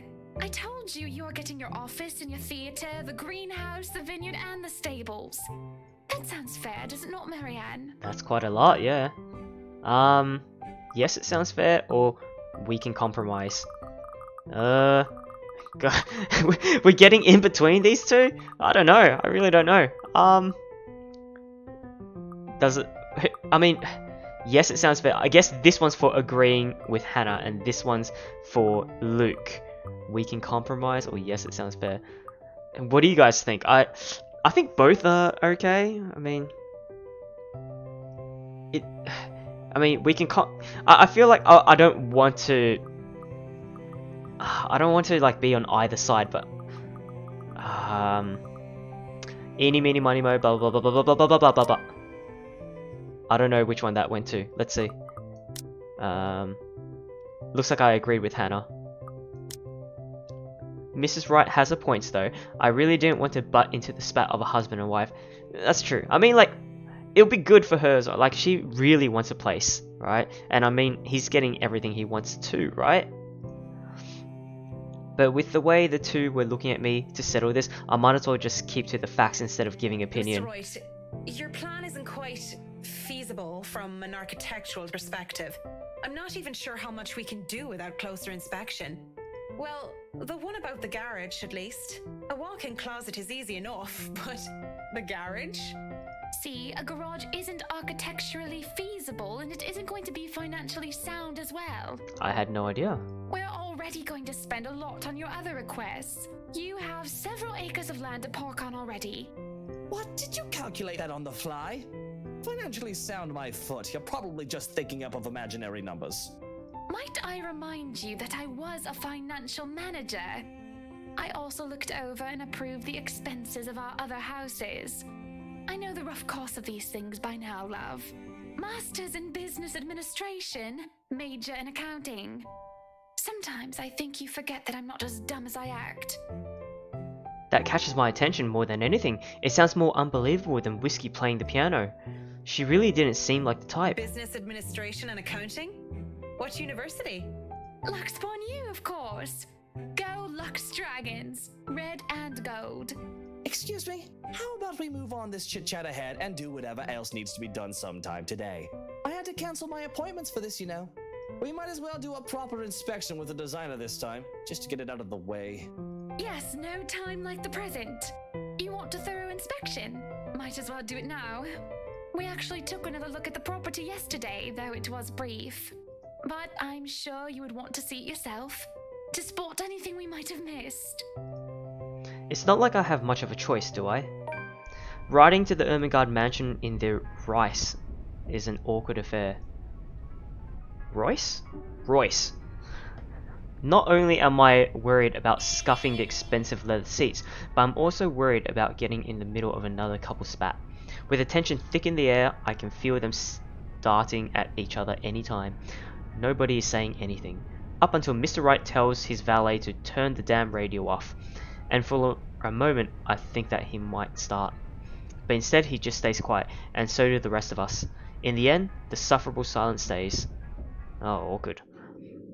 I've never been so glad to see a house. Stepping out of the car and up to the mansion meant the end of an uncomfortable ride, and I can finally take a deep breath of fresh air. The beauty of the place never fails to make me gaze in wonder every time I see it as well. Mrs. Wright moves towards the front door, keys in hand, and I already hear Mr. Wright plotting. Alright, Hans, we're going to go in, but I want you to look around the place. Familiarize yourself with it. Know every nook and cranny, every inch of the lot. Go and see where we can put that vineyard and the other things we talked about. He doesn't tell his wife this? We'll want to know where to station security as well, so go around the perimeter and figure it out. Scout the property and circle the perimeter on foot. You do know this is 46 acres of land, sir. Well, you are not driving a car over the grass. I feel like you must spend years working for this guy in order to like backtalk like that. And it is quite ridiculous. Put those long spidery legs of yours to good use. I didn't hire you to stand around and look intimidating. Go, mush. Someday, I'd like to ask how Johans can even stand and tolerate the man. Why doesn't he just quit? Certainly the pay can't be that good. Even I'm a bit put off by a mutual employer, and the only thing that keeps me from bailing is the fact that we've already signed a contract. At least I'll be working with them during the duration of the project. He works with them every day. Sometimes I think you hired me to make me suffer for your amusement. Someday I'd ask. I feel a bit bad for him. If it's any consolation, he'll be away from Mr. Wright, if only for a little while. We were able to enter the mansion after a bit of standing out there in the sun. This wretched, strange sunlight that is far too alien and rare. There had been a bit of a problem with the missus not knowing which key was which. The first item on the agenda would be the grand staircase. It seemed sturdy during the open house, but a close inspection might say otherwise. There are no obvious marks of damage, nor wear and tear, probably re-threaded during renovations. Peeking under the grand carpet, the wood is properly installed with the bark placed down to prevent cupping. The carpet itself could use a vacuum though. Structural convictions, from what I can see without actually dismantling the thing, look to be in good shape, and the handrails and support posts are firm. The work on it should be commended. I wonder what happened to the people that actually worked on this house. Like the renovators, I mean. Oof, gosh. I can't... Oh, wait. There was a news report of some dude that was killed as well with like, help me, help me, help me, all over the walls. Maybe they were a renovator. I can't look much more into the rest of the foyer, however, because Mr. Wright starts to hurry us into checking the dining hall. So, what do you think? Certainly we can't turn this area into a garage. And would you even keep these pictures there? Like, I get like they came with the place, but of people that you don't even know, like people would be like, who the fuck are these people? And you'd be like, It's Jacobean architecture. I'd say these would be pilasters and not buttresses, but you never really know. They really liked mixing up these elements. You could say it was pretty avant-garde at the time. We might hit a support beam if we're not careful. And in layman's terms? From what I see here, we could risk great damage to the house if we try to turn the dining hall into a garage. Ah, the man didn't look too pleased at this. There's a look of disappointment before he sighs and looks around the place with an air of defeat. When he moves to speak, I dread another unreasonable demand again. This will stay a dining hall then. But if I may have another request instead, at least spruce the place up with some flowers, some plants or something. It feels so old and dead in here. That's hardly unreasonable. Daffodils are a must, I presume. The look that passes between the two of them, there is a genuine look of fondness there. Ah, this is the first time I've seen such an exchange between the two of them. If anyone are to see them like this, there is little doubt that they loved each other. Of course. And I want a garden full of them. Now, if you excuse me, I'd like to look at the rest of the house. I'll just be around here downstairs if anybody needs me. That leaves Mrs. Wright and I. He's quite fond of them, you know. I can imagine. He looked terribly upset when we told him he can't have his garage. I meant the daffodils. We always have a vase full of them in every house we own. Somewhere, I'd like to think. They may be about his mother. He never talks about her. I don't even know her name. Oh. He likes to flatter, claim that they remind him of me, but he's always loved the flowers, even before we married. Much like the piano, I didn't take him for a person who liked flowers. Daffodils, least of all. What's next? Am I going to find out that Mr. Wright saves kittens from burning buildings? I'll go and snoop about upstairs. You go and do whatever it is that you have to do. When she goes without even asking if I need to be here, I'm left standing to stare at the walls. Really, I don't need to do a thorough inspection of the building itself. It isn't really part of an interior designer's job. But the architect in me is committed to doing this task with every project. If I'm going to make a living space that have both form and function, I might as well make sure that the entirety of it is safe for my clients. Since I'm already here, I roam around the dining hall to check things off my punch list, if you will. But when it's time to move on, I hesitate. Mr. Wright said he would be somewhere around here on the ground floor, and I really didn't want to be alone with Whiskey. I have to look through the place eventually, sure, but on the other hand, I can do it later when he's gone. Yeah, okay. I can go upstairs first if I want to. So she doesn't want to go to the ground floor because Luke's there.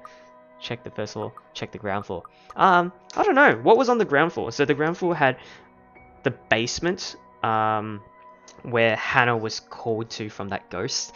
The first floor had the attic where Isabella was attacked by the ghost. So, I don't know. They're both pretty bad. I mean, the ghost is fucking everywhere, right? So it doesn't matter. I guess since Luke's on the ground floor and, like, Marianne doesn't really like him that much, I guess let's check the first then. I've already seen enough of this floor during the open house. Oh yeah, I haven't really seen the first floor. Of course, I know that is just a convenient excuse. I just don't want to be in the same room as Whiskey anytime soon. So I might as well go upstairs first. The banisters, what's that? On the grand staircase landing are solid and at a proper height. Any lower and they would be trouble. There's a small catch on the carpet though, but as long as nobody tries to run down the stairs until it gets fixed, things should be alright. And the stained glass? Art. Restored, no doubt, in the image of the last lady and Lord of Ermengarde. Okay, so this is the lady, and this is the Lord of Ermengarde, because they look like them. Then who's this and this? Maybe the mum and dad? Or is it supposed to be, until Lady Charlotte's fiancé was brutally murdered? Lady Charlotte's fiancé. So this guy was brutally murdered? By a witch of all things, from what I've read. You'd think the historians of this place will be a lot more scrutinizing, filtering out stuff like that. I'm amazed they bothered with it instead of replacing it with some generic cookie cutter design. This entire piece alone would have cost roughly 500, even £1 million. Oof.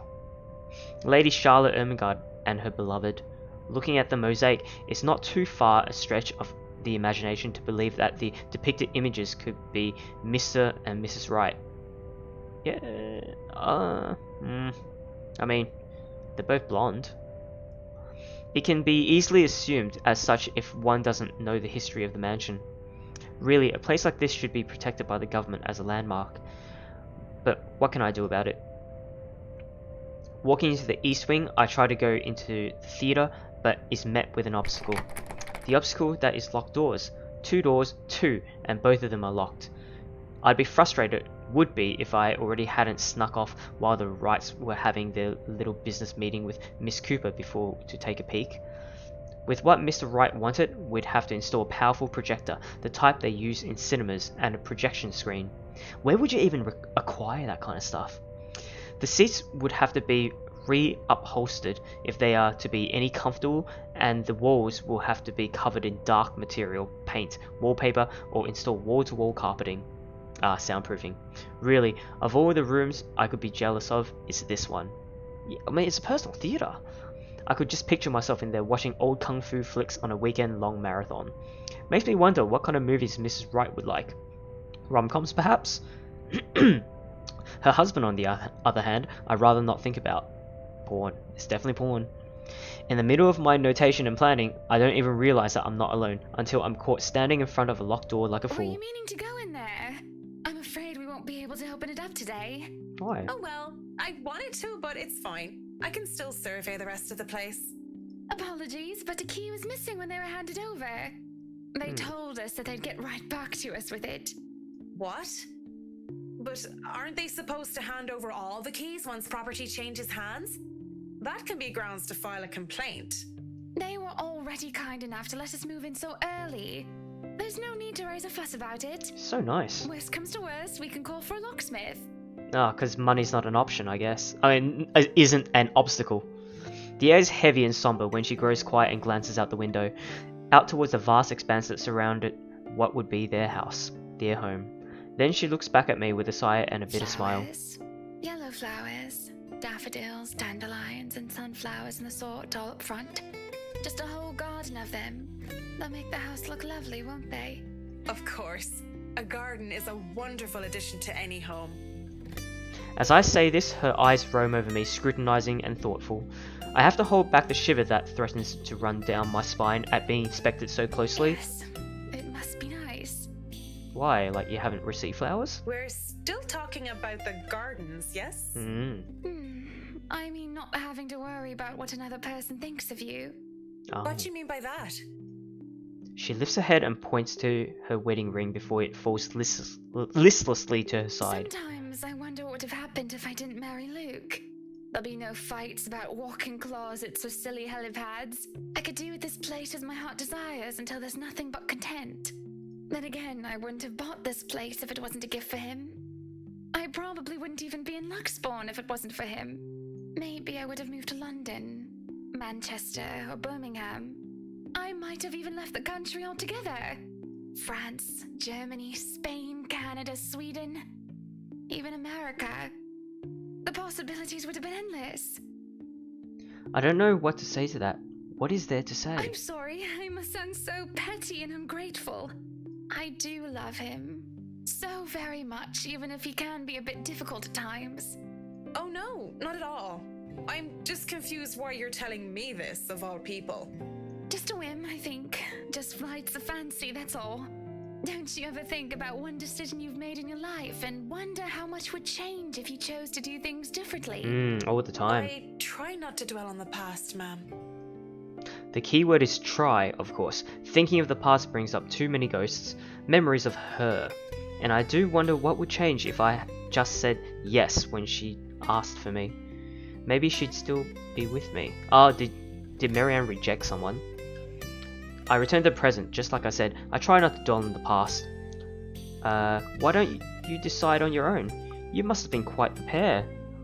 I don't know. I mean, why don't you decide on your own?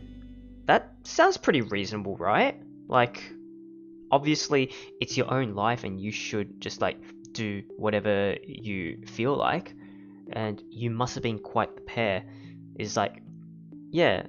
It sounds like you must have been. So, like, you're not anymore.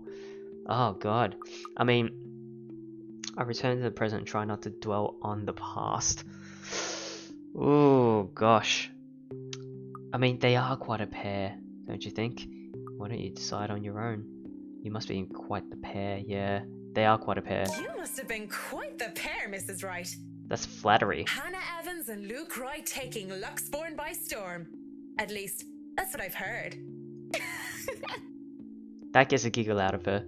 Yeah, because if we were to say, like, you should have made the decision yourself, then it's like, oh, no, then you definitely deserve someone better. And, like, maybe she does, but it's kind of like, yeah, your decision was shit kind of thing. And this one's kind of like, yeah, no, it was, you guys make quite a pair, like, it was a good decision kind of thing. And can I be blamed if I liked the way her eyes crinkled or how she sounded when she laughed? Quite the celebrity couple, according to all the newspapers. But it wasn't always that way. Father certainly didn't approve of him at first. Why, he told me to stay away from him. Told me that I was too good for him. That's the usual overprotective dad speak, though. But of course you know that. I don't. I was too busy keeping my grades up at boarding school to maintain my scholarship. Never mind the fact that I went to an all-girls boarding school, so father never had any reason to fuss over boys trying to date his little girl. And what did you tell him? Considering you are Mrs. Right now, you or the mister must have convinced him otherwise. Yes, well, I told him I was my own woman and I could decide who was deserving of me or not on my own. Thank you very much. That never stopped him from making sure Luke couldn't get anywhere near me without an escort and a guard anyway. Wow, overprotective much. Though he certainly wasn't that overprotective when I was dating Jack. Jack? Maybe your father considered this Jack a more capable man? I doubt it. Jacqueline was nowhere close to being any sort of a role model when we were in college. She was rebellious, reckless, and immature. Everything I wasn't. Jacqueline? So is Hannah also bi, maybe? I don't know, but yeah, it was... But she was quite the charming, stunning woman, and I think that made her quite likable.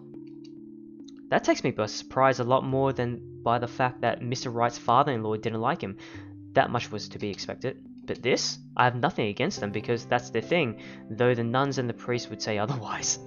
Although, wasn't she worried about the implications, the rumors that would have arisen about her dating another of the same sex? Especially with someone of her social status. You look surprised, Marianne. The first thing anybody needs to know about me is that I go after what I want. And when it comes to who I love, it doesn't matter to me whether they're a man or a woman. I really like Hannah. It's a nice enough sentiment. Still, the thought that this lovely lady before me had once been with another woman, I can feel my cheeks heat up a bit and I panic, thinking they might be red enough for Mrs. Wright to notice. I can't tell, though a coy smile grazes her lips.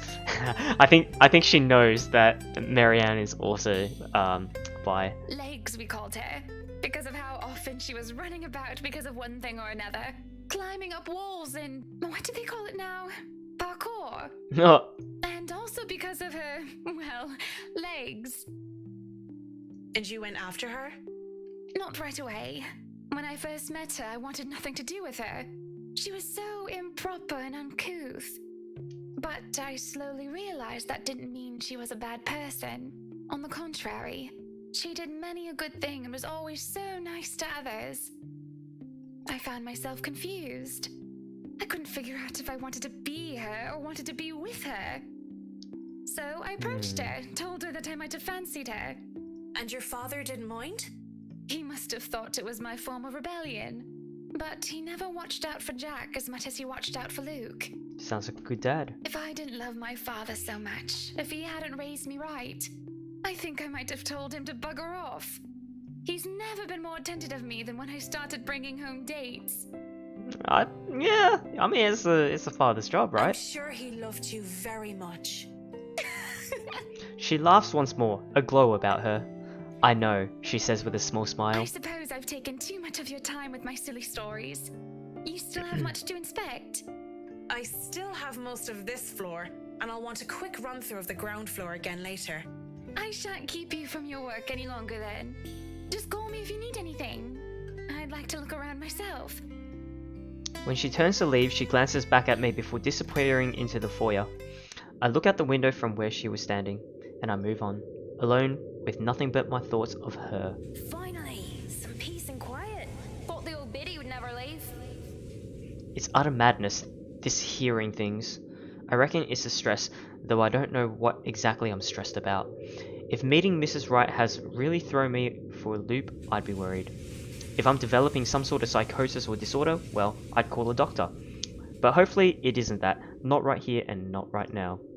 I mean, it could just be that personal talking cricket, the conscience so to speak, and I'm only noticing now, though if it is, it isn't very helpful. Pushing the dilemma of voices in my head aside, I go back to work. But I can barely make it a few steps before everything tilts and shifts. I don't really stumble, but it feels like I'm being thrown off my feet and the rest of the world just follows. Though my feet stay firmly on the ground, and even if I stay mostly upright, I feel like I've been heaved and put off balance. Oh. I have to close my eyes in the hopes of willing the sudden sense of vertigo away. But when I opened them... Fucking I knew it. I knew it. Well, I don't feel any less sick because of the sight that greets me. Blood dripped from the walls and the ceiling, pooling downwards and seeping into the curtains and the carpet. A wave of nausea, stronger than the last, hits me along with the overpowering stench of blood and gore. Ugh. I want to bolt. The rational part of my head is telling me to flee. Yeah, I'd cheese it. And I would have gladly done as it asked, if only I didn't hear her. In here, Marianne. Come on. I have something to show you. Fucking... Who is this? Don't fucking follow this voice. I could have ignored it. Would have ignored it. If I only heard it in my head. Oh.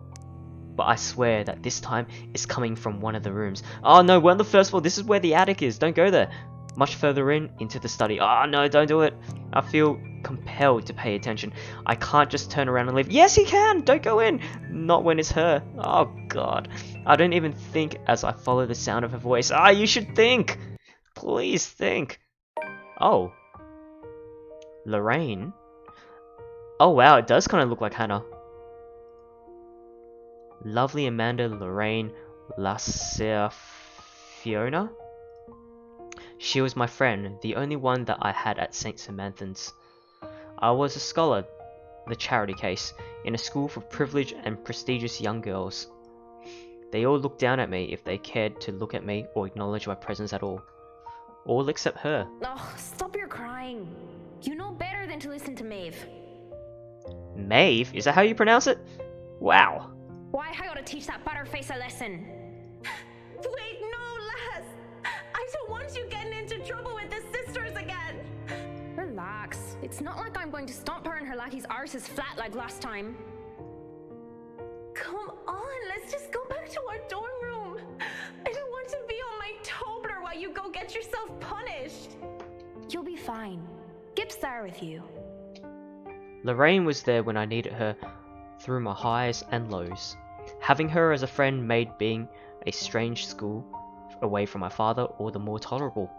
She saw this poor helpless girl who was kept down and shunned by everyone else, and being the kind soul that she was, she rescued me. So brave, so beautiful. She was something else. I'll eat all the chocolates stashed away in your closet if you go. I like that pouting voice. I can get more. Just don't go complaining to me if you get a tummy ache because of that. Well, you don't want to get detention on a weekend, do you? It's a Friday. We can go to town and have some karaoke. And we can have a go at druids and demons again. I really like how this voice actor,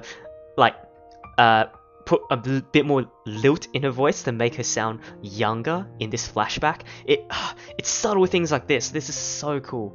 You're not going to miss that just because of Maeve, are you? Yeah, ugh. Sometimes I question what I did I question what I did to deserve a friend like her. In the darkest corners of my mind where traitorous thoughts lurked, I thought that she only felt sorry for me.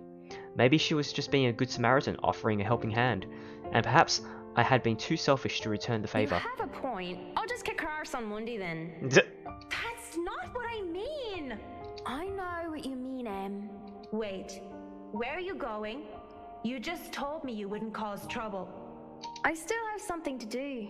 Don't worry, it's not like I'm going to burn down her dorm room or something criminal like that. I'm just going to talk to her. Maybe I'll make it so that her room smells like a dog's air biscuit. That'll make it an excellent weekend. I'll see you in a bit, Marianne. Lots of tobblers. What are tobblers? Because when she told me that she loved me, I couldn't admit that I felt the same way. Oh, not to her, and not even to myself. It was wrong. I was taught that way. Husband and wife, one man and woman. Unclean, impure. I prayed for her and I, for our sins and for salvation. Ah, I wanted to apologize for disregarding her feelings so callously. It must have been like a slap to the face for her. But life had gotten in the way.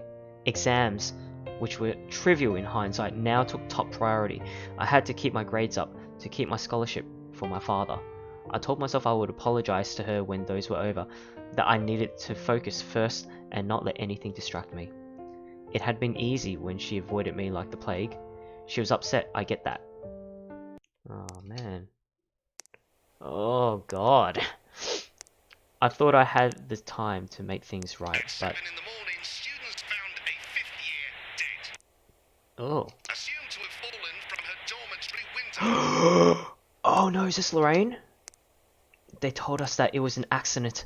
That was the official statement, but I knew better. She was dead because of me. Maeve had a hoot when I kicked the bucket, didn't she? Oh. Did Maeve, like, push her off a building or something? Ding dong, the witch is dead! She had, though she didn't say which, Lorianne. But at least Maeve had the courage to admit how she felt about me. I don't even know how long I've been stuck here in a trance. In the mirror, Lorraine smiles at me. She's as beautiful as I remember her. But then... oh my god! I feel bile rise up in my throat as her clean image warps into how she looked like when they had found her dead, lying on the cold hard ground. Oh god, look at that! Like, hair getting all frazzled and shit. Good Saint Dimphna, great wonder worker in every affliction of mind and body, help me. I'm seeing things, hearing things. Am I going completely insane? Looking everywhere but at her, I hope and pray that it's enough to will whatever this is to go away. It doesn't even immediately register in my head that I can just leave. You, on the other hand, can't even look me in the eye. Is she getting paler? This isn't real. You're not. Exactly, You're dead. right? I'm dead. Because of you. And you won't even look at me. Oh my god. Look at me. No, don't do it. My breathing quickens and I can feel my heart being torn apart by her words. I'm so sorry, Lorraine. Look at me. I can't take it because she's right. It was my fault. The least I can do is look at what I've done. Don't do it! Lorraine, broken and bleeding, looks at me with such hate-filled eyes. An unnatural smile stretches across her face and I can only see malice in it. Then she lunges as the mirror ripples around her form, the glass parting like the water's surface for her. Oh man, that twitching! She grips my shoulders and I can feel her nails dig deep, sharp, even through the fabric of my clothes. There you are. No, I'm not here. Oh god! What? Ugh. Oh god, I'm sorry. Apologies spill through my lips as tears cloud my vision. But I won't give into this madness. With every bit of strength I have left, I struggle to get away from her. Damn right! Oh god, even the statue's bleeding, everything's bleeding, even the books are bleeding! Fear grips and threatens to choke me. I endure, I escape, oh thank god, and without turning back, I stumble back out. In my panic, I don't even care to look where I'm going. With one hand on the wall to steady me, I just hobble as fast as I can away from the study. Away from that mirror. Freedom is bittersweet. I'm free from the madness, it seems, as running out into the hallway reveals it to be in pristine condition. But it means I've turned my back on Lorraine again. That was not Lorraine. Like, anyone can see that. I have no plans of stopping, not until I know I'm safe. And if that means walking back to Luxbourne, as ridiculous as the idea is, then so be it. Someone suddenly grabs hold of me, however, fingers digging deep into my shoulders, and my heart nearly stops. My body seizes and I nearly scream. Marianne! Oh, thank goodness. You look awful. I mean, not awful, but... Did something happen? Are you alright? This is right. Without thinking, I sought comfort seeing that it wasn't her. It's a sudden, impulsive thing to do. Had I been in better condition, I wouldn't even dare of doing such a thing. But I didn't know what else to do. Though I know I shouldn't, her warmth, her scent, they grounded me. She is intoxicating. Marianne, what's going on? Oh, you're shaking like a leaf. Tremors run through my body as soon as my mind realized I am no longer in danger. I wanted to cry, scream about what I have seen, but like a scared child, I couldn't control myself. My mind couldn't reconcile with what I had seen. I should just write it off as a figment of my imagination, yet I can still feel her nails cutting into my Are you skin. sick? Should I call for a doctor? I'm sorry, Mrs. Wright. Just feeling a little woozy and lightheaded is all. Let's get you somewhere to sit down then. Come on, don't worry, I have you. A lie. But a whole lot less complicated than telling her I was attacked by a dead girl. Oh no. When the feeling of fear eases off, I feel nothing but shame for my actions. I quickly back away as I clear my throat and nod my I thanks. think I've had enough looking around. If it's all right with you and Mr. Wright, I'll meet you outside. If you're sure, I'll have the car started. Do you need assistance heading downstairs? I'm all right, ma'am. Just go on ahead and I'll be right there. It seems to placate her worries, though only for a brief second. Before she heads down, I don't miss the concerned glance she shoots my way, hidden quickly under another smile. I won't begrudge her for it. That worry. The look on my face must have been a strange enough sight on its own. Even I am still reeling from whatever that was. Her voice still whispers in my ears. After all these years, she's still... No, Marianne. Shaking my head of the thoughts, I drag in a breath that then follows shortly after Mrs. Wright. Whatever has happened in the past, it's long gone. Only memories now. And those are things I can no longer bring back. It's already dark as we make our way out of the mansion. With no lights, we are only illuminated by the headlamps of the Wright's car and the stars up above us. The sight of them helps me compose myself much more than several minutes of being alone did. The car's engine is running, yet the two still stand out on the lawn. Mrs. Wright is busy, eyes up to the stars, and Mr. Wright, arms crossed, has his eyes down on the ground. It is the crunch of the grass under my heels that brings the attention to me. About time. What took you so long? A minute longer and I'd think the house swallowed you all up. Oh, Almost hush, did. dear. I'm sure she has her reasons. Marianne doesn't seem the sort to idle. Sorry, I was just checking on something important. See, business is business and they take time, love. You should know that better than anyone. So, Marianne, what do you think? Are you the woman for the job? I know we already signed papers hiring you, but I want to be 100% sure that you are committed. She's really looking out for us. I glanced back toward the mansion, knowing what I had seen there. Or rather, who I thought I saw there, because there is just no way. Yeah, we didn't see the blackhead ghost. Not to mention how I acted towards Mrs. Wright, for goodness sake. I should feel the slightest bit hesitant. I was lucky. I've seen enough films to know what happens when a promiscuous woman enters a haunted house. This is my chance to turn it down. Make excuses, say that I'm not up to the task, that I need to take care of my old sick father. Just pay the fine, which is probably outrageous for a contract like this, and let it go. I should turn it down, but for some obstinate reason I can't. In the same manner I haven't let go of her, of the regret that has shattered me since that day. Much as I hate to admit it, even to myself, seeing her again, the mischievous glint in her eyes, the loose tendrils of her hair, curled around her forehead, it's something I've terribly missed. And now that it's here, almost within arm's reach, my father would tell me, sometimes you just simply have to go through with it. Consequences be damned.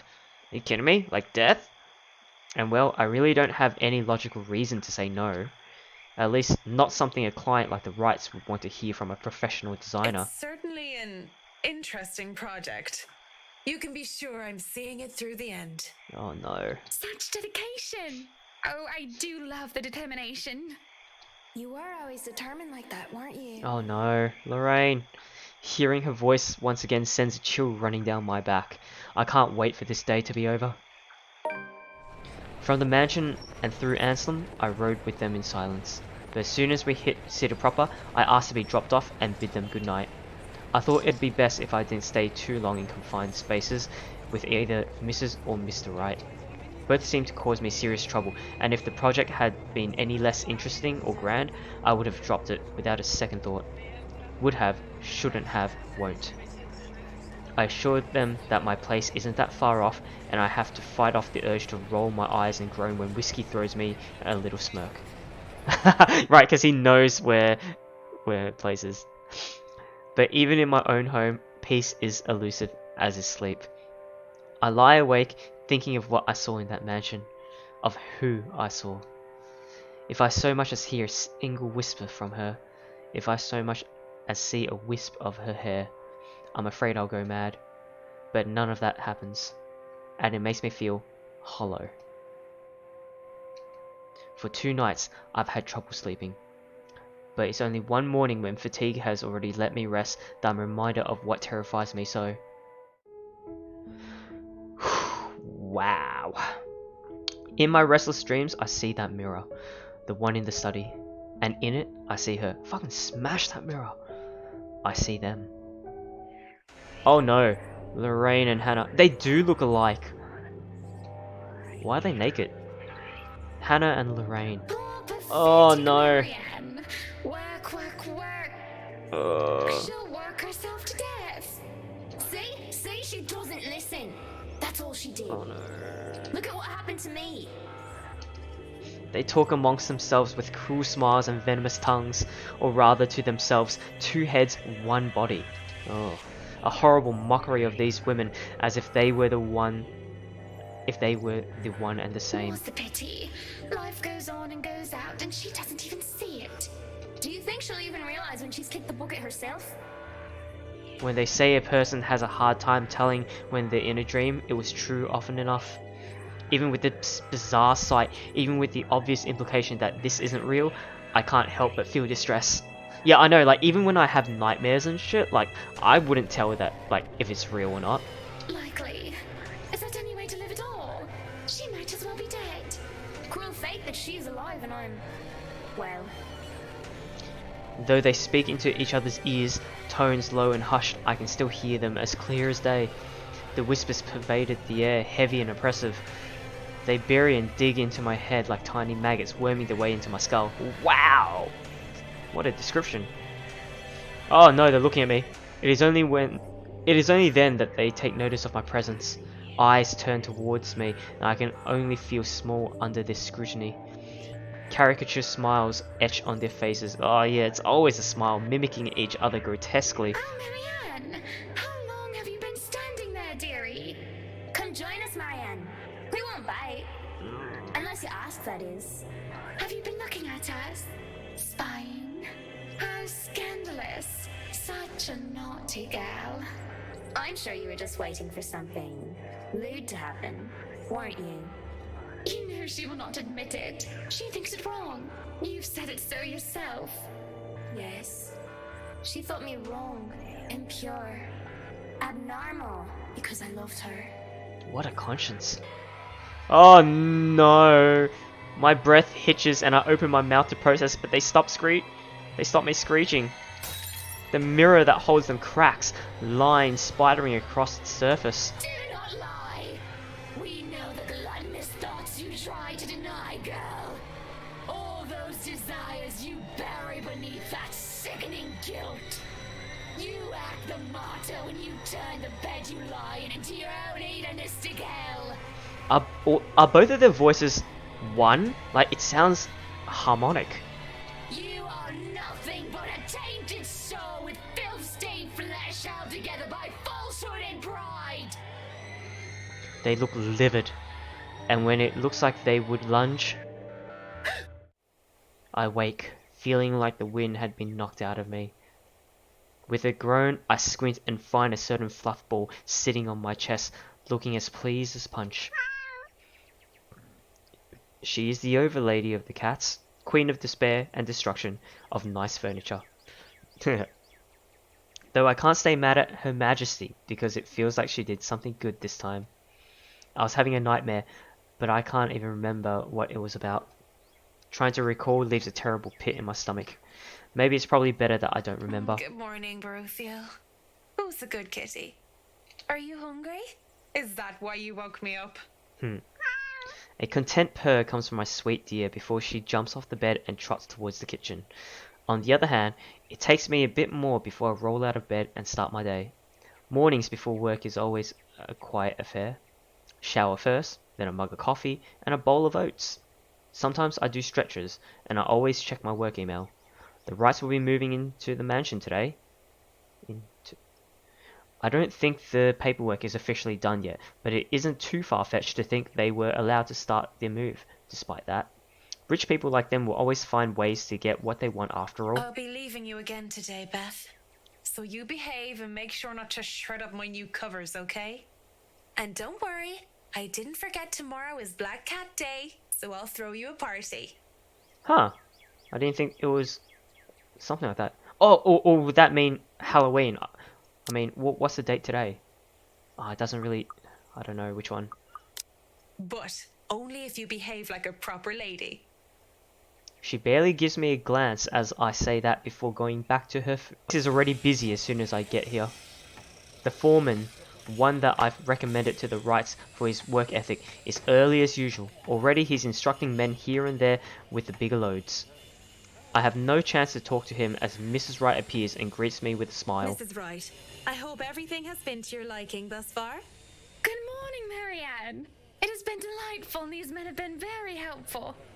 Look at all this. It's so busy here. I'm getting tired just looking at them go. I'm feeling a bit more relaxed now because there's a lot of people in this room and it's morning. Oh god, it's morning. No complications so far with the movers or the previous owners of the mansion, I hope? If anything, the only one being problematic is Luke, if I'm to be honest. He can be such a diva, but I do like that about him.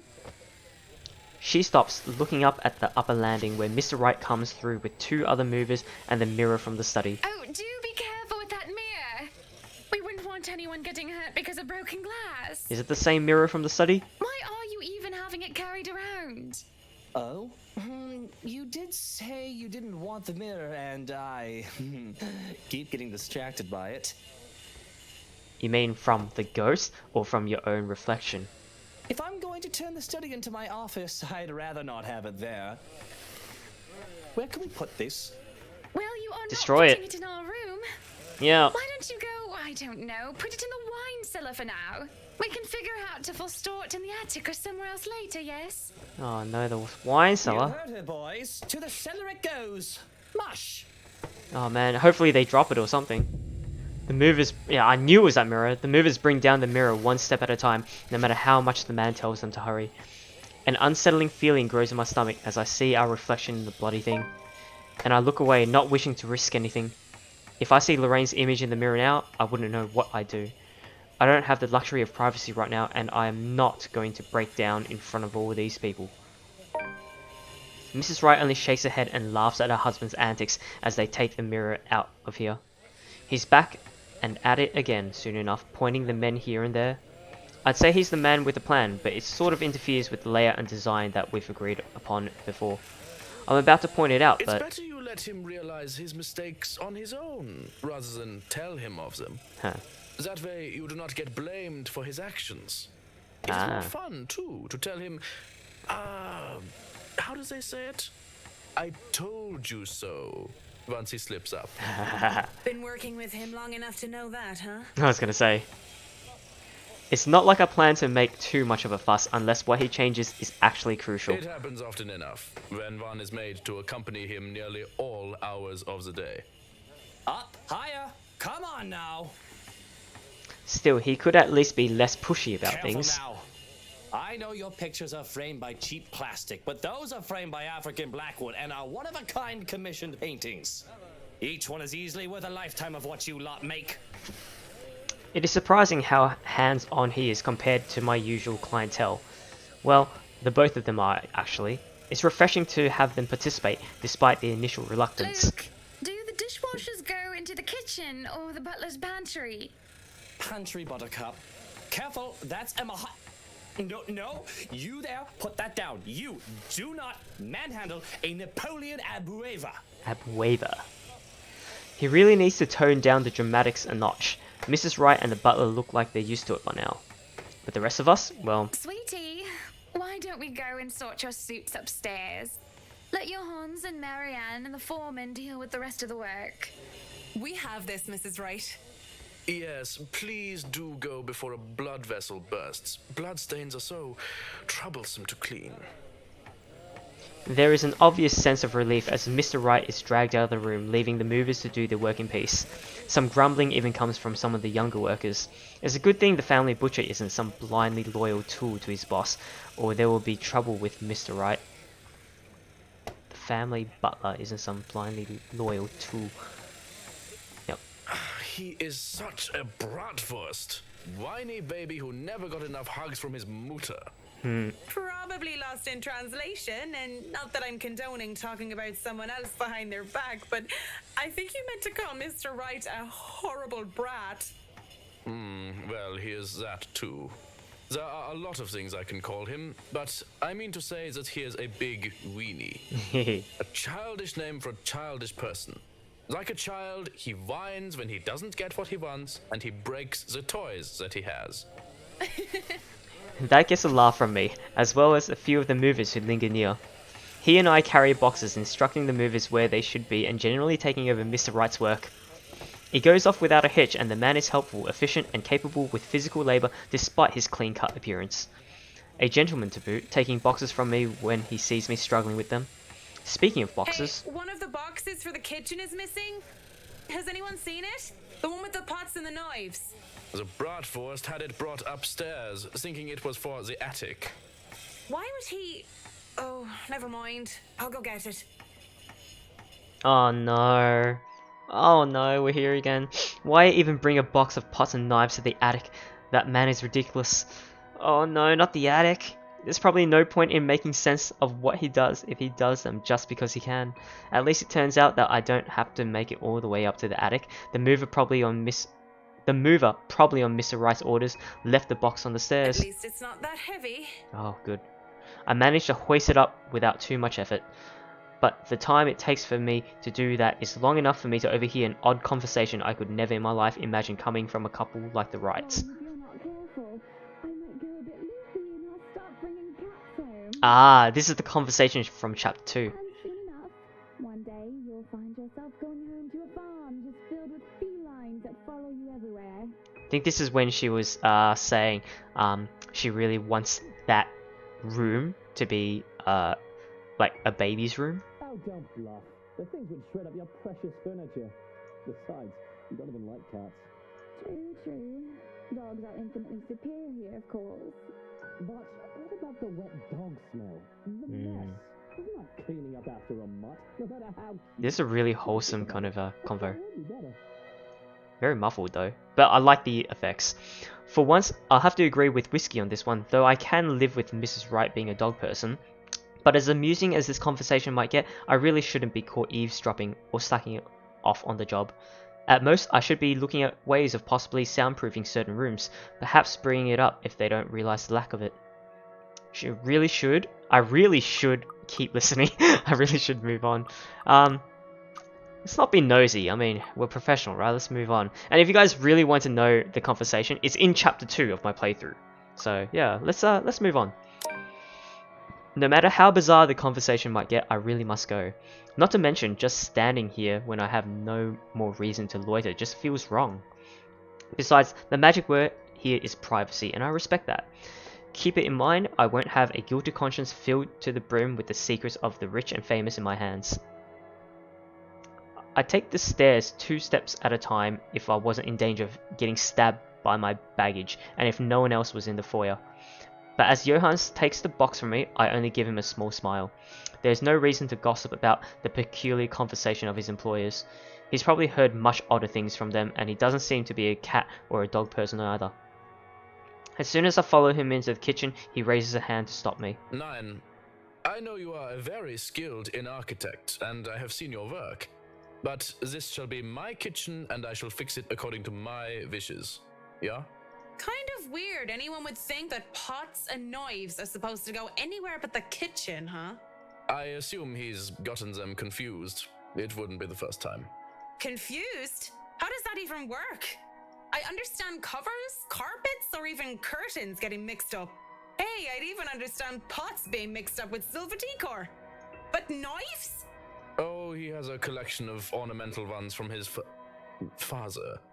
It takes them everywhere he goes, wherever he moves. From his...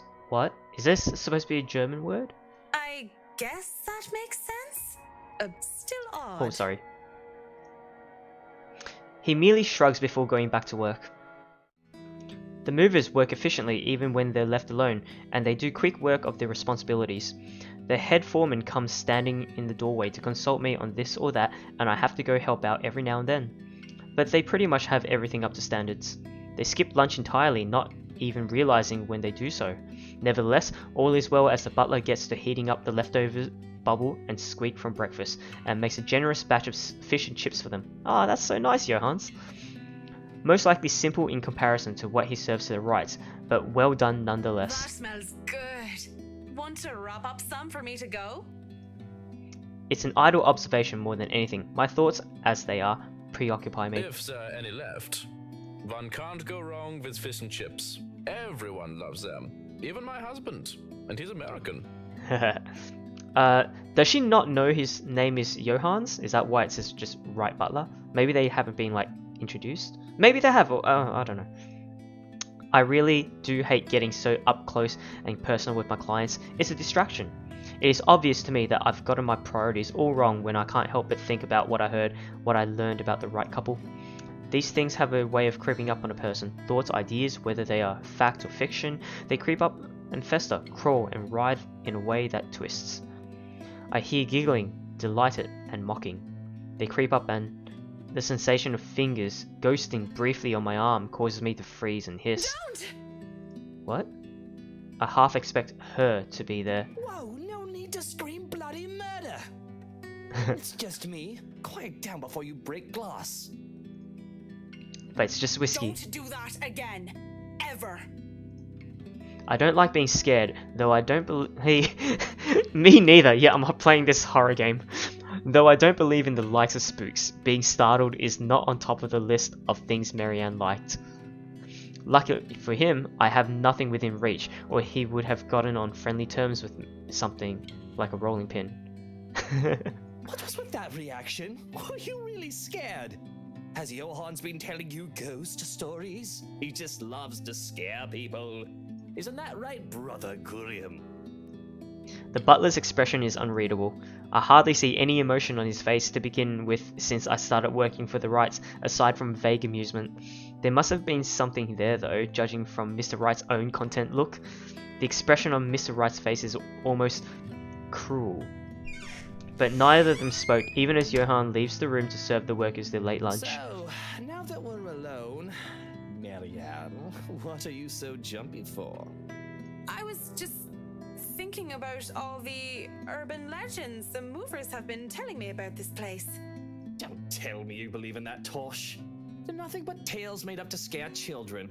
Timmy, Billy, don't you dare go up to that big mansion and get in trouble there. The ghosts are going to get you. That's a boring way to look at it, but that's usually what it is anyway, no? Like I said, I was just thinking. It would be a relief, actually, if those rumors of this place being haunted is true. That just means I'm not going bonkers. Hearing, let alone seeing, a dead person isn't exactly the symptoms of a healthy mind. Sure, it means there would be such things such as ghouls and goblins, but at least I'd be sane. On the other hand, there would actually be a dead girl walking around. If you could excuse the inane question, Mr. Wright, you haven't noticed anything weird here? A simple enough question on the surface. Yeah, I noticed the man stiffen as the question leaves my mouth. Oh, maybe he's seen something. I wouldn't have noticed it if I wasn't watching his reaction intently.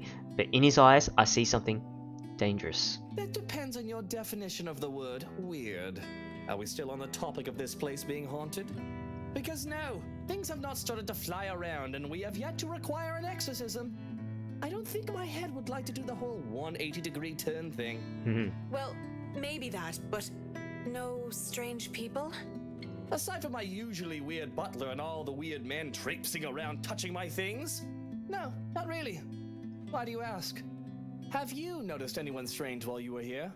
Because you must report it to Johans and he'll have security handle it. But these reports better not be about ghosts and things that go bump in the night.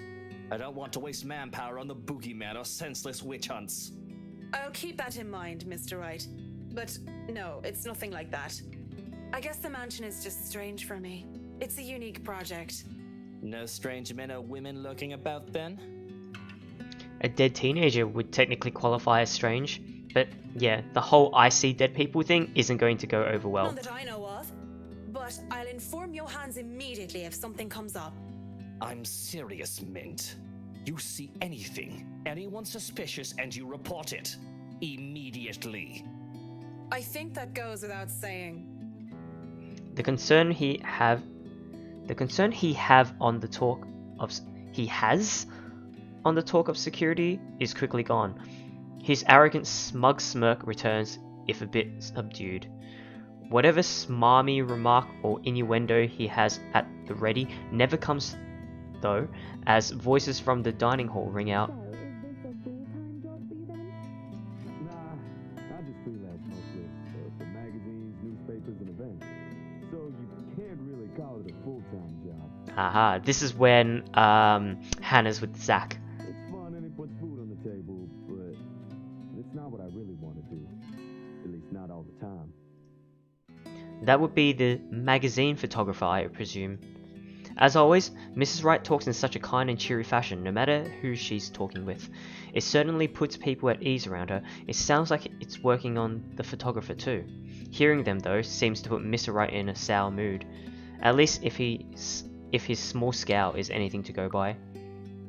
Try to lighten the mood. Is he jealous? Ask if he's alright. I reckon let's just be nice. Like, we don't want to ignore the facts, we'll just be like, Hey, are you alright there, Whiskey? You're looking like you need a serious drink. What is it that you want to do then? Films. Documentaries mostly. But cinematography is a lot more difficult than photography, right? I was working on this thing, actually. I'm fine. Just a bit winded from all that moving about. It's been a long day. And the day's not over yet. So if you can excuse the bluntness, you either shape up to help or ship out back to your room and let us do the rest of the work. wow, that's really, like, just cut deep, front on, head on. He hesitates, eyes locked firmly on the door that led to the dining hall. Even now, we can still hear as Mrs. Wright and the photographer chit-chat in between shots. Not my place to say this, but she There's Oh, no my one bad, to my bad. remind me of that. A strange smile appears on his face before he shuts his eyes and sighs. Tell the workers that you're all dismissed early. That's nice and all, Whiskey. But we really shouldn't just take off. Delays aren't a good thing when it comes to big projects like these. The sooner we tackle certain issues, the better. And I trust you can take care of these issues another day. Don't make me ask again, Mint. Just tell the others they can go home early, and to not worry, they'll still get paid the remaining hours. He must be really depressed. I don't know what prompted this. With the air he's putting on though, I know better than to meddle and prod further. Besides, Fine, you're the boss. walking out of the kitchen, I just accept the fact that whatever he says will go while under his roof. Mrs. Wright and the photographer are still far too busy in conversation to notice me, even as I make my way through the dining hall. Besides, I didn't want to ruin the fun. Well, it wasn't really a big thing. People didn't like Blue Fonzie very much. People don't like a film about colors. I suppose they would have liked Blue Bibby a lot more. Going to the foyer has me stumble upon the family butler once more, who raises a brow at my presence. And where are you off to in a hurry, Miss McCulloch? The foreman is looking for you. The Bratwurst wants us off the clock. He's dismissing us early because of... Oh, I don't know. He just wants us out of here. I'll go and call a cab for you then. It would be for the best that you leave when he asks you to. I don't doubt it. My ride back to the city doesn't take too long to get here. Granted, there were some difficulties at first because the driver didn't know where the Ermengarde mansion is. He tried to have us hand over GPS coordinates from our smartphones or some other techno babble I didn't care about, and the butler didn't understand. But as soon as we told him it's that haunted mansion over in Anselm Village, he knew just the place, and finally headed over, albeit with some hesitation. All the way back to the city, the driver keeps complaining about that place giving him the willies. It gives me willies too. I would have loved to snap at him. But as soon as the thought occurs to me, another blossoms in the forefront of my mind. One that has somehow bothered me greatly, more than my exasperation over whiskey and this project, or wanting all of it to stop. There has been no Lorraine whispering over my ears today. Good. Worse. What? Worse, I find myself searching for it. No! Searching for her. Damn new earthy loose ends. Fucking bloody loose ends everywhere. Man, I butchered that. I thought I've already moved past this years ago. And it does nothing to help me curb my frustration. If anything, it only ensures that I want a stiff drink. No, just move on. And where else do I go to drink?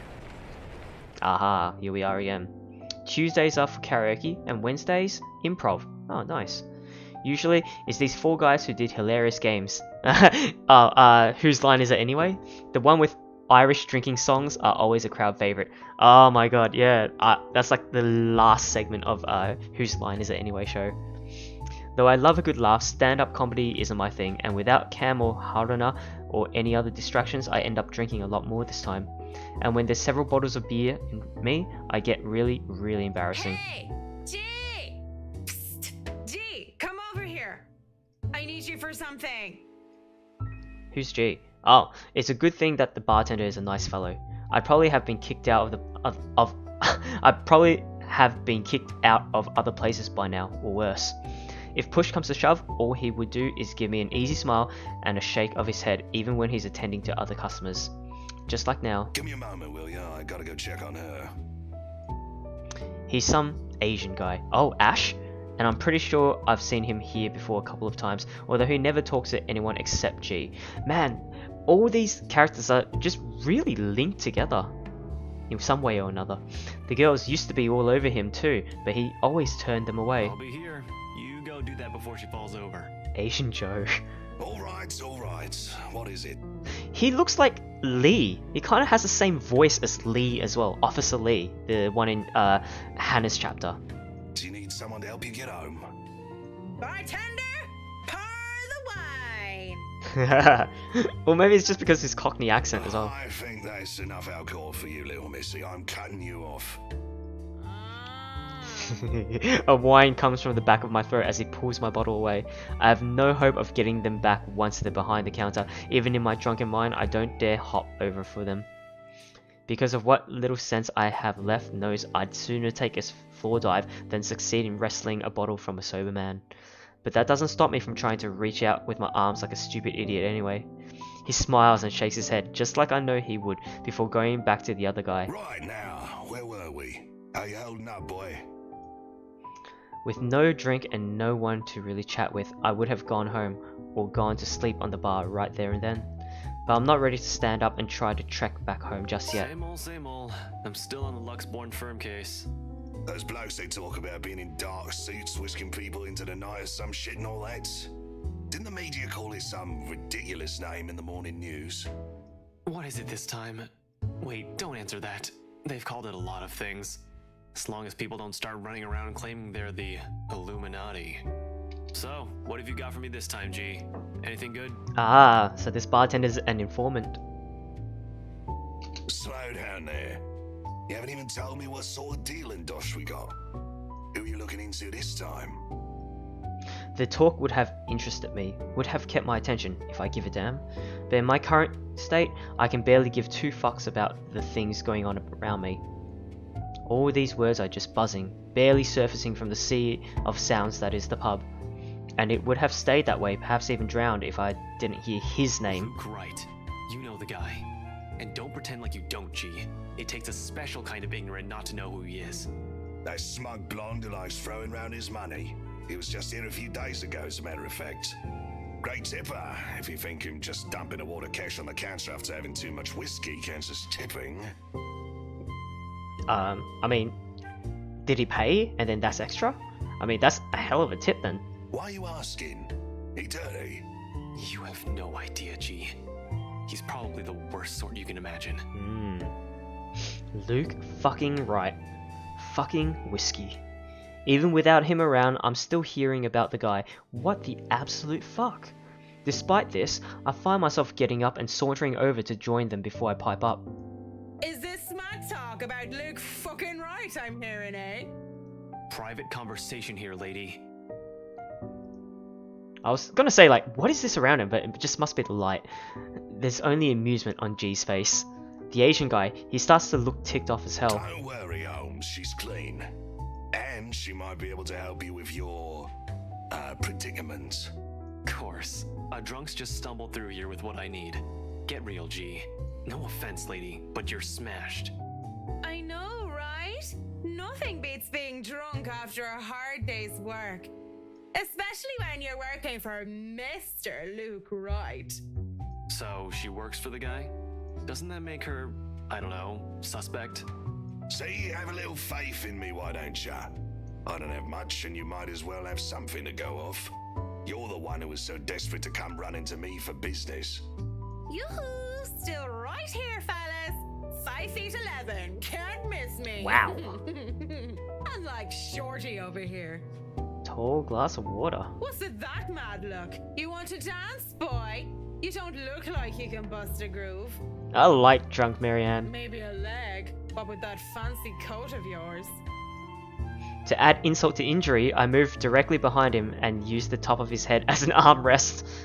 But when he shakes me off, I plop into the seat right next to him. Don't try me. You can hardly stay on your feet.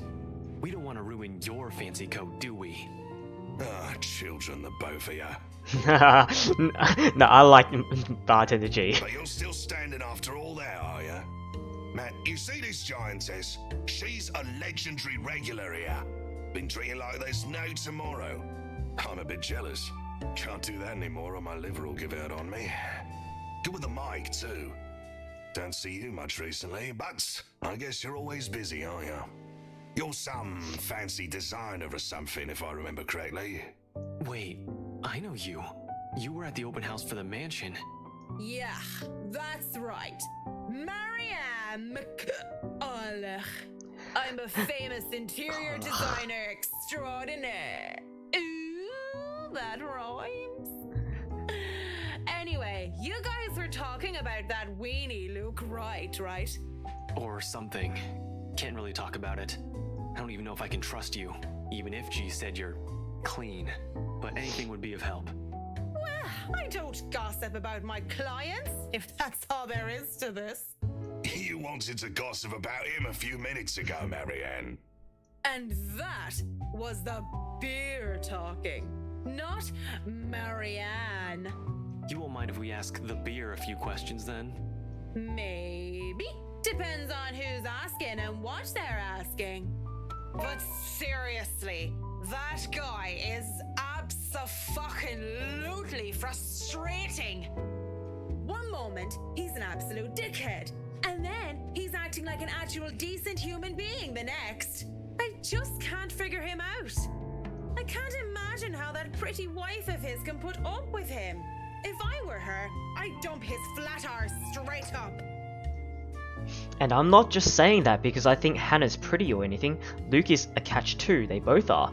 But I really cannot for the love of all things holy see how they even work out together. So, Luke Wright, have you noticed anything strange about him while you were working with him?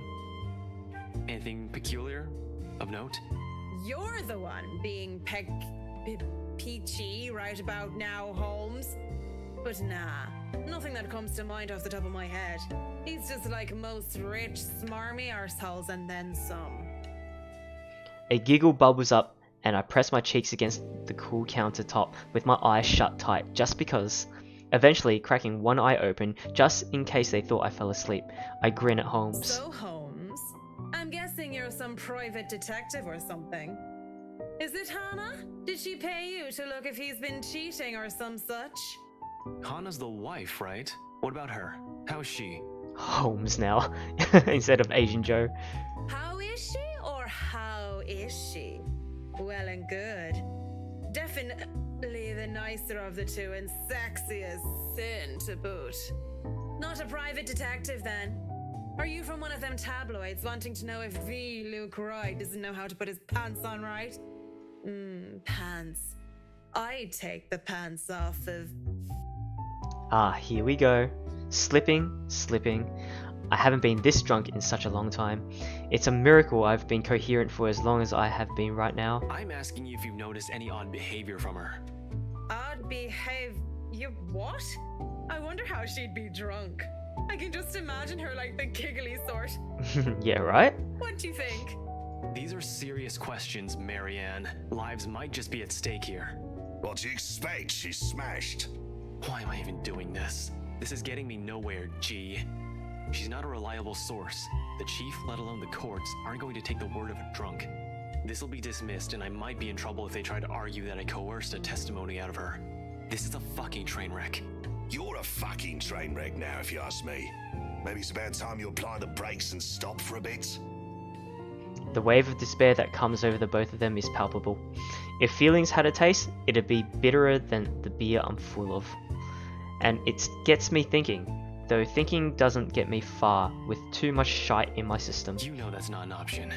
Thanks for being patient, McCullough. Good luck with your work on that mansion. Speaking of that mansion, there's something going on in that place. Something dark. As day. No wonder Mr. Right likes it so much. It's as fishy as he is. Rotten bloke. Maybe that Santos girl is really onto something, eh? Suspicious shite, I'm telling you. Explains why she's so reluctant. What do you mean that Santos girl is onto something? Before I get another word out, there's hands on my shoulders and everything starts to spin.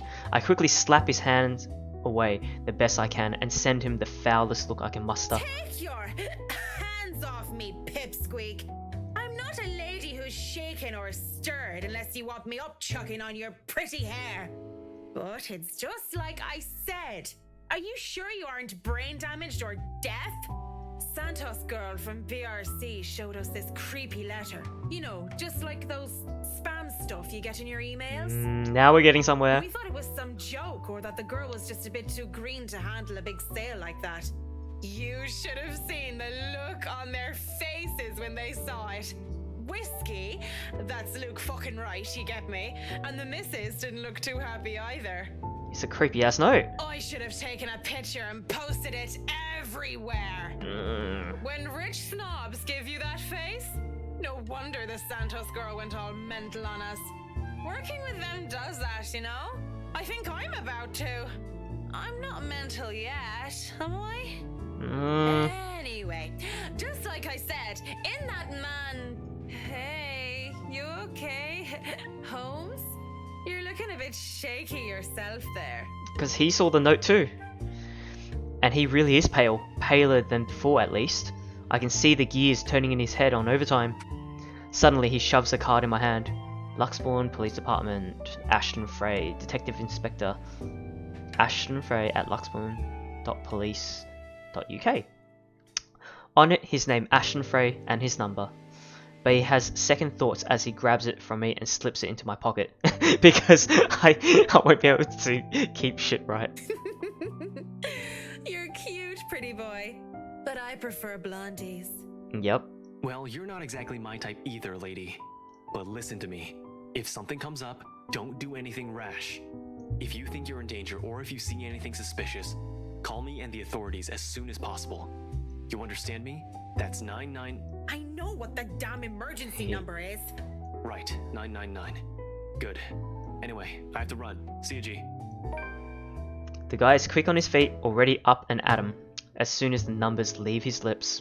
Watching him as he maneuvers through the crowd of other pub goers is enough to tire me out.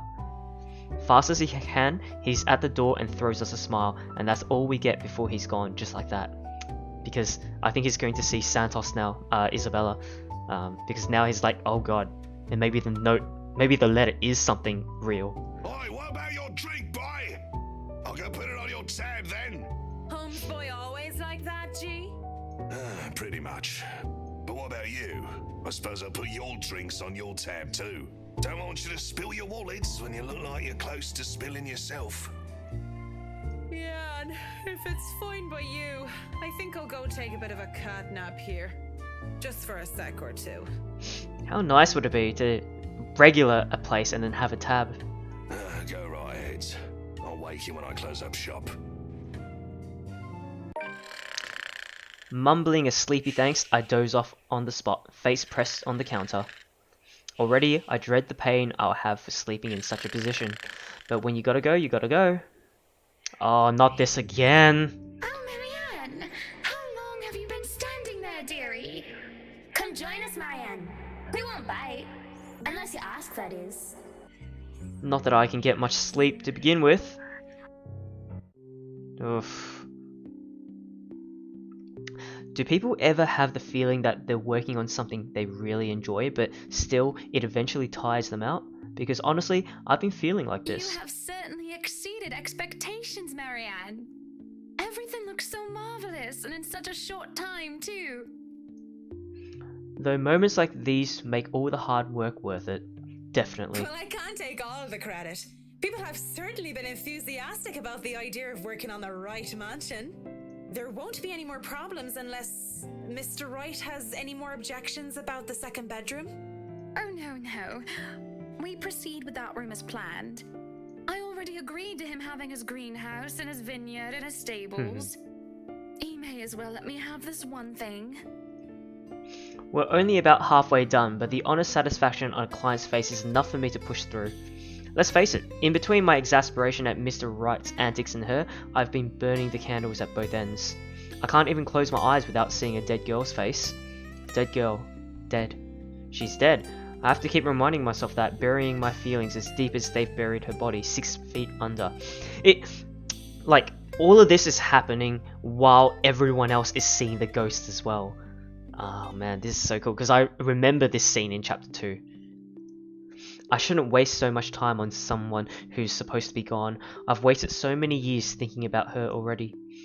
There should be no need to bother myself with the dead when I should be bothering myself with the living. Too bad the living are usually as complicated, if not more, than ghosts of the past. But don't you have a party? Yes. But Luke's just being a sweetie, you see. That friend he's visiting. He's having marital problems and he's just trying to cheer him up. It's even more complicated when the living in question is a pair of rich and famous socialites way past their honeymoon phase. And I've been somehow roped into being a relationship counselor. They've been married for a long time and they've hit a... how do they say it? A rough patch. His wife this is has her a drinking talking problem about her. and can be very neglectful. The poor thing really does his best to be a good husband. But it's never enough for her. Sometimes I think it's the years. Maybe it's been so long that they've lost that romantic spark. What do you think? If I'm going to be completely honest, I need to ask. This is about you and Mr. Wright, isn't it? Suppose it is. What would you tell me? Then, I tell you it's none of my business. I tell you that I don't want to meddle. But if the troubled husband with the neglectful wife asked me for my honest opinion, I'd say that he shouldn't base his happiness and his self-worth on someone else. Maybe he should try being independent for a while. See what it's like when he isn't trying to please someone else and doing things for himself. Everyone's supposed to be their own man or woman, right? A bit of breathing room never hurt anyone. We shouldn't let our fear control our lives. That was the option I chose as Hannah when I said just be honest. Why she thinks a single woman like me would be the best source of relationship advice is beyond me. Still, I talk and answer to the best of my abilities. Without realizing, I'm already pouring out a part of me that I had thought were long gone. I like to believe my words will be of some help to Mrs. Wright. If I'm honest though, they are of some help to me, like some weight have been taken off my shoulders. Lorraine. I really should handle what's left of the work. You won't be attending the party? Oh, you really must, Marianne. I remember her saying something like, I'll be there maybe for a bite or something. The weight of what happened to her hasn't left me yet, did it? Maybe. I'll try to stay and chat. Maybe grab a few bites and a drink, but I can't be around for the entirety of the event. My apologies. Busy, busy, busy. You must stay a while. I'd love for you to meet some of my friends, and they're ever so excited to meet you. You need to say hello to the Lees, at least. If it wasn't for them, I'd never even heard of you. Maybe it's about time I changed that. We'll see. So, if I can be excused? Certainly. You'll have to excuse me as well. I must attend to the party before any early birds arrive. Because believe me, they will throw a fuss if things aren't ready, even when they're not supposed to be here until an hour later. An hour later? Oh. Oh, is the party happening soon? God, and this Ermengarde mansion is so far from the city as well. I'd just be like, oh god, I don't want to like go back to the city and then come back here for the party. Though I shouldn't dwell on the dead, I shouldn't just carelessly forget about them too. Saying that I have work left to do is an easy enough excuse to make. I wouldn't even come to the party, let alone because the ghost is here. I'd be like, yeah, I'll be cheesing it. I know how other people see me. They see someone so obsessed with her craft that she would so easily miss things like a party for it. Outside the parlour, people hurry about here and there in preparation for the Wright's grand house warming party. None spare me a glance as I slip past them, each working on their appointed roles and not daring to slack off while they work for what is probably the most powerful couple in Luxman. I make it to the kitchen with ease, the wine cellar being my final destination. Oh no! Could be your final destination! But when is a great task ever simple? Probably never. And this is a great task, isn't it? My greatest one yet that is worthy of being called a quest. I'm not acting as Marianne McCullough, the professional interior designer, when I chose to lie about being too busy for a party.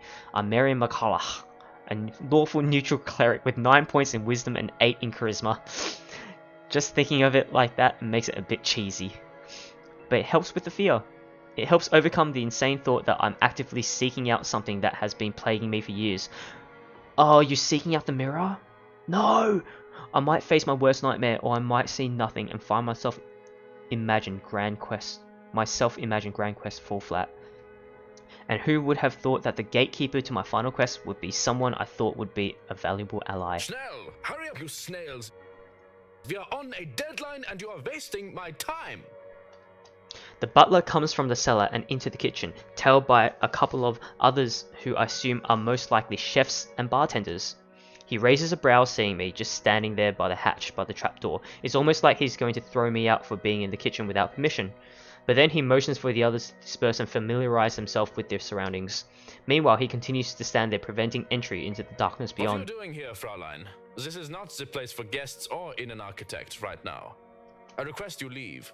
I was just looking around for any last-minute things, yes? Yes, you have been doing that a lot. Looking around, snooping about. Now is not the time for such things. If you're not careful, people might think you are up to something.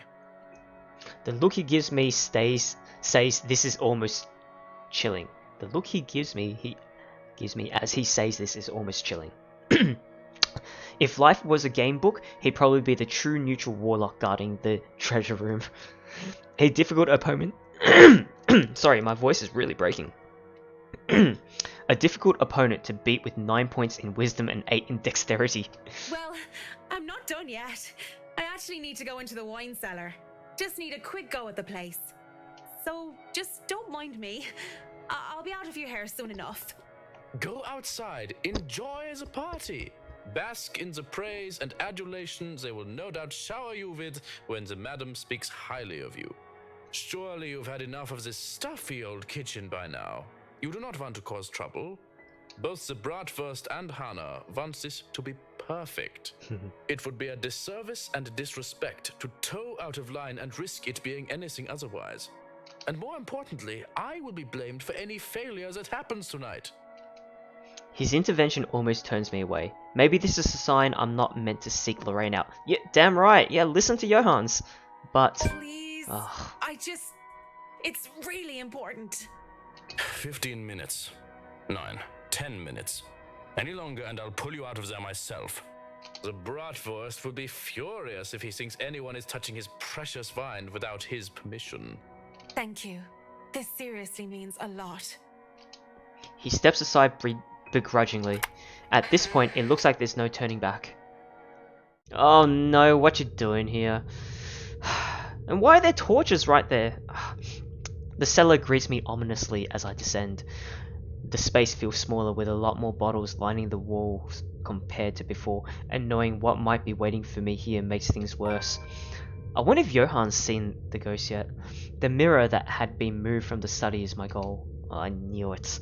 I did not return to it after my initial discovery, but the thought of Lorraine, how much I want to see her again, even if it's just one more time, keeps coming back to mind. No!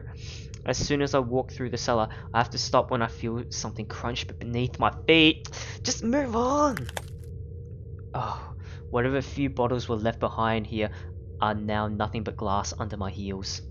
Perhaps dropped by one of the many chefs and bartenders the butler had escorted through here before. And it made a downright mess with red slick pooling from the remnants of a good drink. With how dark this place is, a person with a dark enough imagination can easily mistake it for blood. I can't help but think it is, despite the easy, logical explanation that had come to my mind, only because of what I'm about to do. It's merely a momentary distraction as I continue to the end of the cellar where the mirror stands. Propped up on the far wall, it gleams innocently while pretending to be a simple and ordinary mirror. How morbid to think this thing can show a person the deepest, most desperate desires and then twist it to an image so dark. That's what I had seen that day. Though I had Lorraine many times, I had only seen her here with its frame. No, fucking smash this cursed mirror. I wonder if people have discovered it before. How many were wasted away in front of it, enamored, and how many were frightened away by what they saw. This fucking magic mirror. Yet, as I stand before it now, nothing. I can barely see my own reflection in this darkness. How does this even work? Mirror, mirror on the wall? Yeah, if it's so dark and you can't see your reflection, what, does a ghost have lighting? Something? Anything? No, nothing. Don't. Good, nothing. Touching its surface doesn't make it magically activate or anything like that. There is no sudden urge of power and I am not suddenly granted sight. It stays what it is, a mirror. Was Lorraine's appearance in the mirror all some sort of fever dream? Am I really that burdened with guilt and despair that my mind would eat itself in my stress and have me hallucinate such things? Either way, just going here on some crazed obsession for a girl long gone must warrant me a trip to a doctor. Already I feel ill. After a few more minutes, in the hopes that something would change, I turn around to leave. I can just go back upstairs like nothing ever happened. Perhaps drop by the party for some hors d'oeuvre, then go home and collect myself. Besides, Mrs. Wright is expecting me and I'm going to leave me again then, are you? I stop in my tracks, but I don't turn back. As much as it pains me, I don't look back. Good. If I'm just hearing her again, desperately delusional, and I look back to see nothing, I don't want to give myself false hope. But when I feel fingers around my wrist pull at me, I look back in shock. My first thought is, how in God's name is this possible? And the second is, Lorraine. Her hands are cold. Are you that mad at me that you're just going to ignore me, Marianne? I don't know what to say, and I can only stare at her in wonder. She stands there in the mirror, with only her arm extended outward for my sake. I look at the hand still holding my wrist, and when she sees me looking at it, she moves it so that our hands are intertwined, fingers weave together. Seeing her there and feeling her touch meant I'm not crazy, though however impossible and unexplainable this is all to me right now. It just takes my breath away.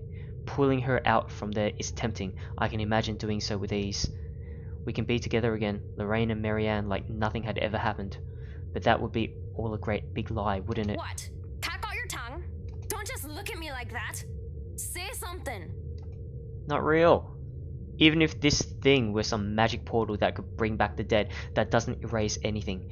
Just looking at her, still a young teenager while I'm already a grown woman, it serves no other reason than to break the illusion that blinds me.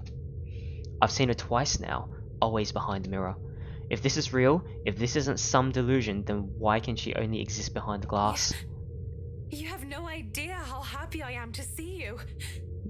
It's been so long. You don't look happy. I really am happy. But at the same time, I can't help but think about what happened to you. And what does that mean? What are you saying? She gives me this peculiar look, and before my eyes, she moves to step out of the mirror. In turn, I wrench my hand from her and take a step back, almost as if I'm afraid. I don't know how this is possible, but whatever this is, it isn't real. You can't be real. I'm right here, aren't I? What other proof do you need? Nah, it's gotta be the ghost messing with the memories or something and then finding something like that. Ugh. And how did the real Lorraine die? Like, it said that she was like from a building, went splat. No, no. I see you. I hear you. I feel you. But even with all that, you can't be real. You just can't. I saw your body. I helped bury you. And secondly, what are you doing here in this mansion? In a cellar? You're dead. In a mirror? A deep hurt crosses her face, and it just breaks my heart in two seeing her wear that expression. Burying me wasn't the only thing you did. Don't you dare lie. But I'm going to be the bigger woman, aren't I? Let bygones be bygones. I'll forgive you. As long as you stay with me, Marianne. No. That's why you came down here, right? To find me? That was the plan. I came down here looking for her, for closure, but this isn't just closure. This is something else entirely. I didn't think I would be forced to make such a choice. Do I leave or do I stay? Stay? With this thing and the mirror? In the cellar? Are you kidding me? This isn't even a choice. Yes, move on. Closure. That's all I came here for. Whatever this is, it might as well all be just a devil's trick, and I might as well make some use of it, right? I say nothing at first, for fear of angering whatever phantom this is. I take Lorraine's hand and bring it up to my lips, pressing a kiss to her knuckles. She takes it as some sort of invitation to pull me along, to step back into the mirror until only her arm is extended again. I should have been more honest back then, both to you and myself. I know it's too late. I'm sorry. But the thought of being with the dead did not agree with me, not one bit. I can't stay with you. So what? You're going to leave me for some old trophy wife? That's it, isn't it? You're going to leave poor Amy Lorraine and go after the next rich, pretty blonde that you see. This is a mistake. All these years, guilt has been my driving force. I felt so guilty for what I did, what I didn't do. She thinks she can guilt me into being complacent, but she realizes otherwise as I pull my hand from her. And going by the look of anger on her face, an anger that runs cold, she did not like the fact that I'm not some puppet on a string. Had she chosen her words carefully, I would have accepted whatever punishment Lorraine chooses to give me. Guilt had ran my life, and it might have very well ended it, because I deserved it. But what I did to me. The blood in my hands is mine, not yours. Whoever or whatever the shadow is, my gut tells me she's not Lorraine. That's right! Yet I keep talking as if she is. I broke your heart, not your neck. Don't you dare deny it! It was your fault! Because I loved you more than I dare to admit? Yes, that was my fault. But I never meant to hurt you like that. Despite my words, no matter how sincere they are, she appears angry, enraged in fact. Did Lorraine throw herself off a building because she was rejected by her? Or was she like pushed or murdered by someone? It might be because of the former. It's been years since I last saw the face, and even now the memory of it is still etched deeply in my mind. The hurt, the tears, and the hate spilling from her eyes that day, the moment I rejected her, rejected myself for who I am. And she definitely will hate what I am about to do next. To my left, a wine rack. And from there, I take a bottle and pray to all the saints I can remember, for all my sins, for every hurtful words I've uttered, for what I have driven her to do that day, what I forced her into. I do it without thinking twice. Quickly, before I can hesitate, I grab a bottle and send it straight towards the mirror. Good! Oh my god. Shards of the bottle and the mirror are sent flying everywhere as Lorraine's screams echo in the cellar. Bitter, searing, like every wounding accusation she hurled at me. They've never left me. I doubt they ever will. But with this, I can move away from them, from her, live my life as I should, free from the burden, her burden. Because Lorraine I know, the real one, the person I loved, will never want me carrying this to my death. As the screaming dies down, I can't help but mutter weakly. It's done. It's done. Oh, Lorraine. Forgive me, Lorraine. I take some time to compose myself, breathing in and out, stamping down on the tremors still racking my hands, straightening out my jacket and fixing my hair. All a weak attempt at returning myself to someone resembling my normal self. This would probably be easier to do so with a mirror, but I likely won't be able to stand looking at one for a long time. Well now, I should probably go back up there. Party to attend, rich socialites to do business with, and food to eat. Fucking cheese it, just run! Mrs. Wright will be happy if I make some time for it anyway. Yet one last time to the shattered glass beneath my feet. I'm sorry, Lorraine. May you see God's light on the path.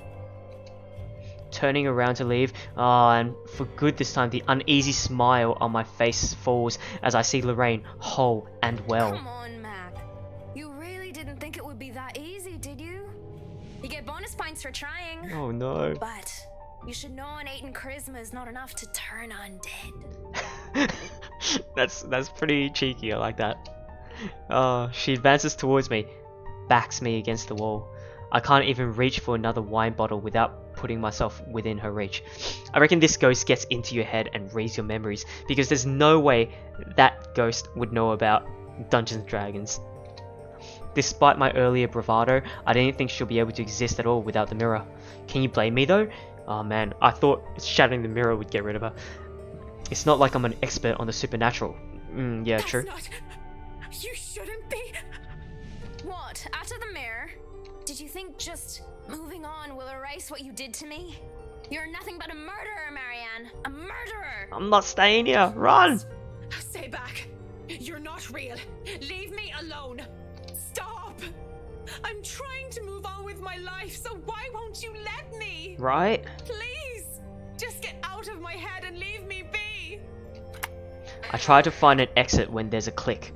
The next thing I know, I'm falling back into darkness. Oh no! What the fuck? I fall on my back and a door slams shut behind me. In a daze, I look around warily and find myself in another room entirely.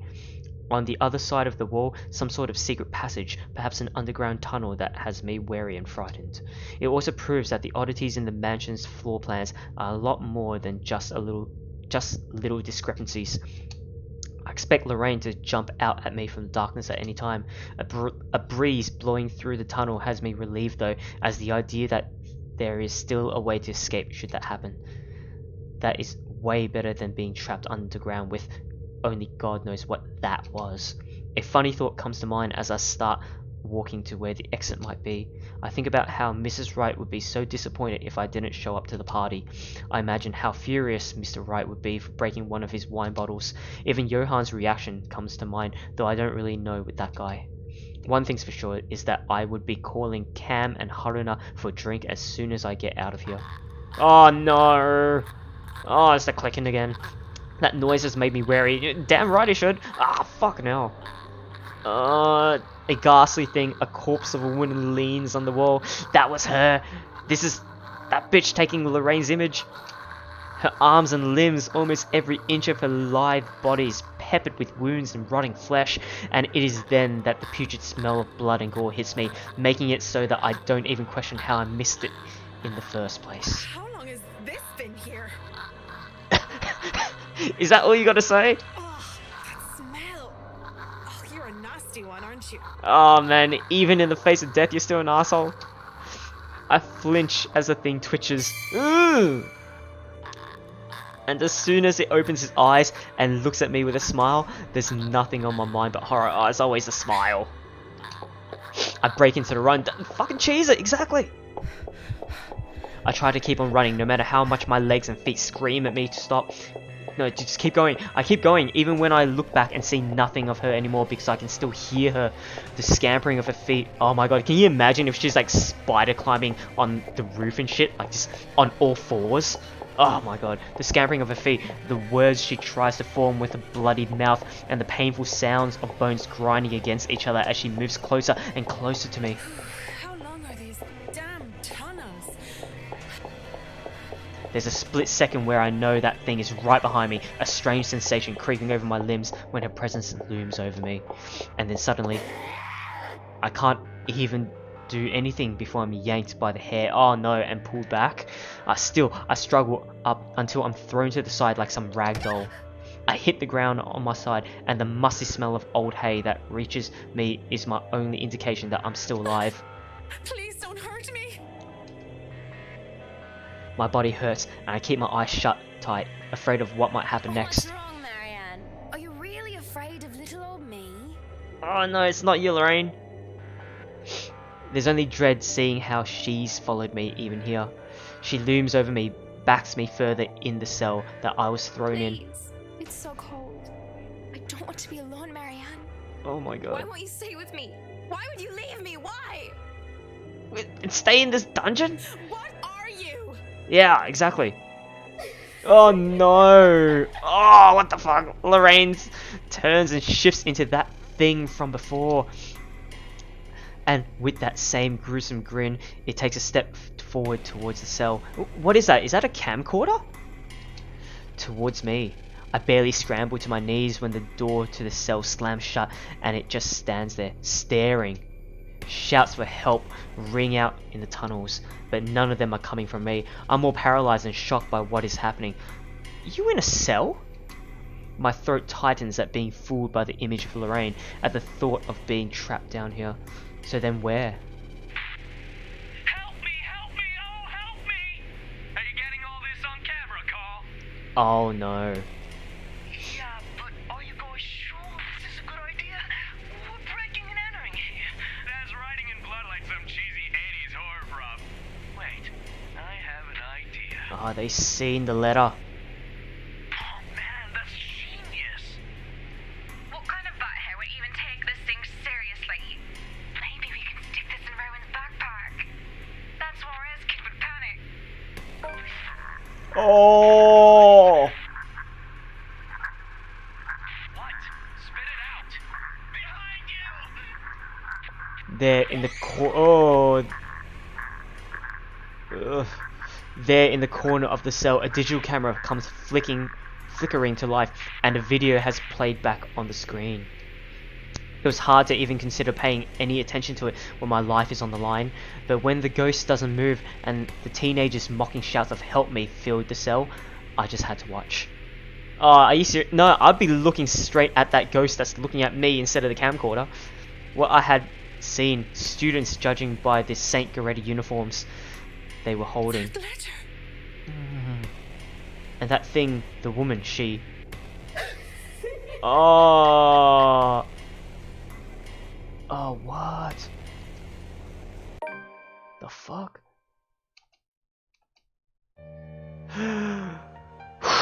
Now we're in Rebecca's arc. Oh, man. Oh, Marianne. Oh, no, Marianne.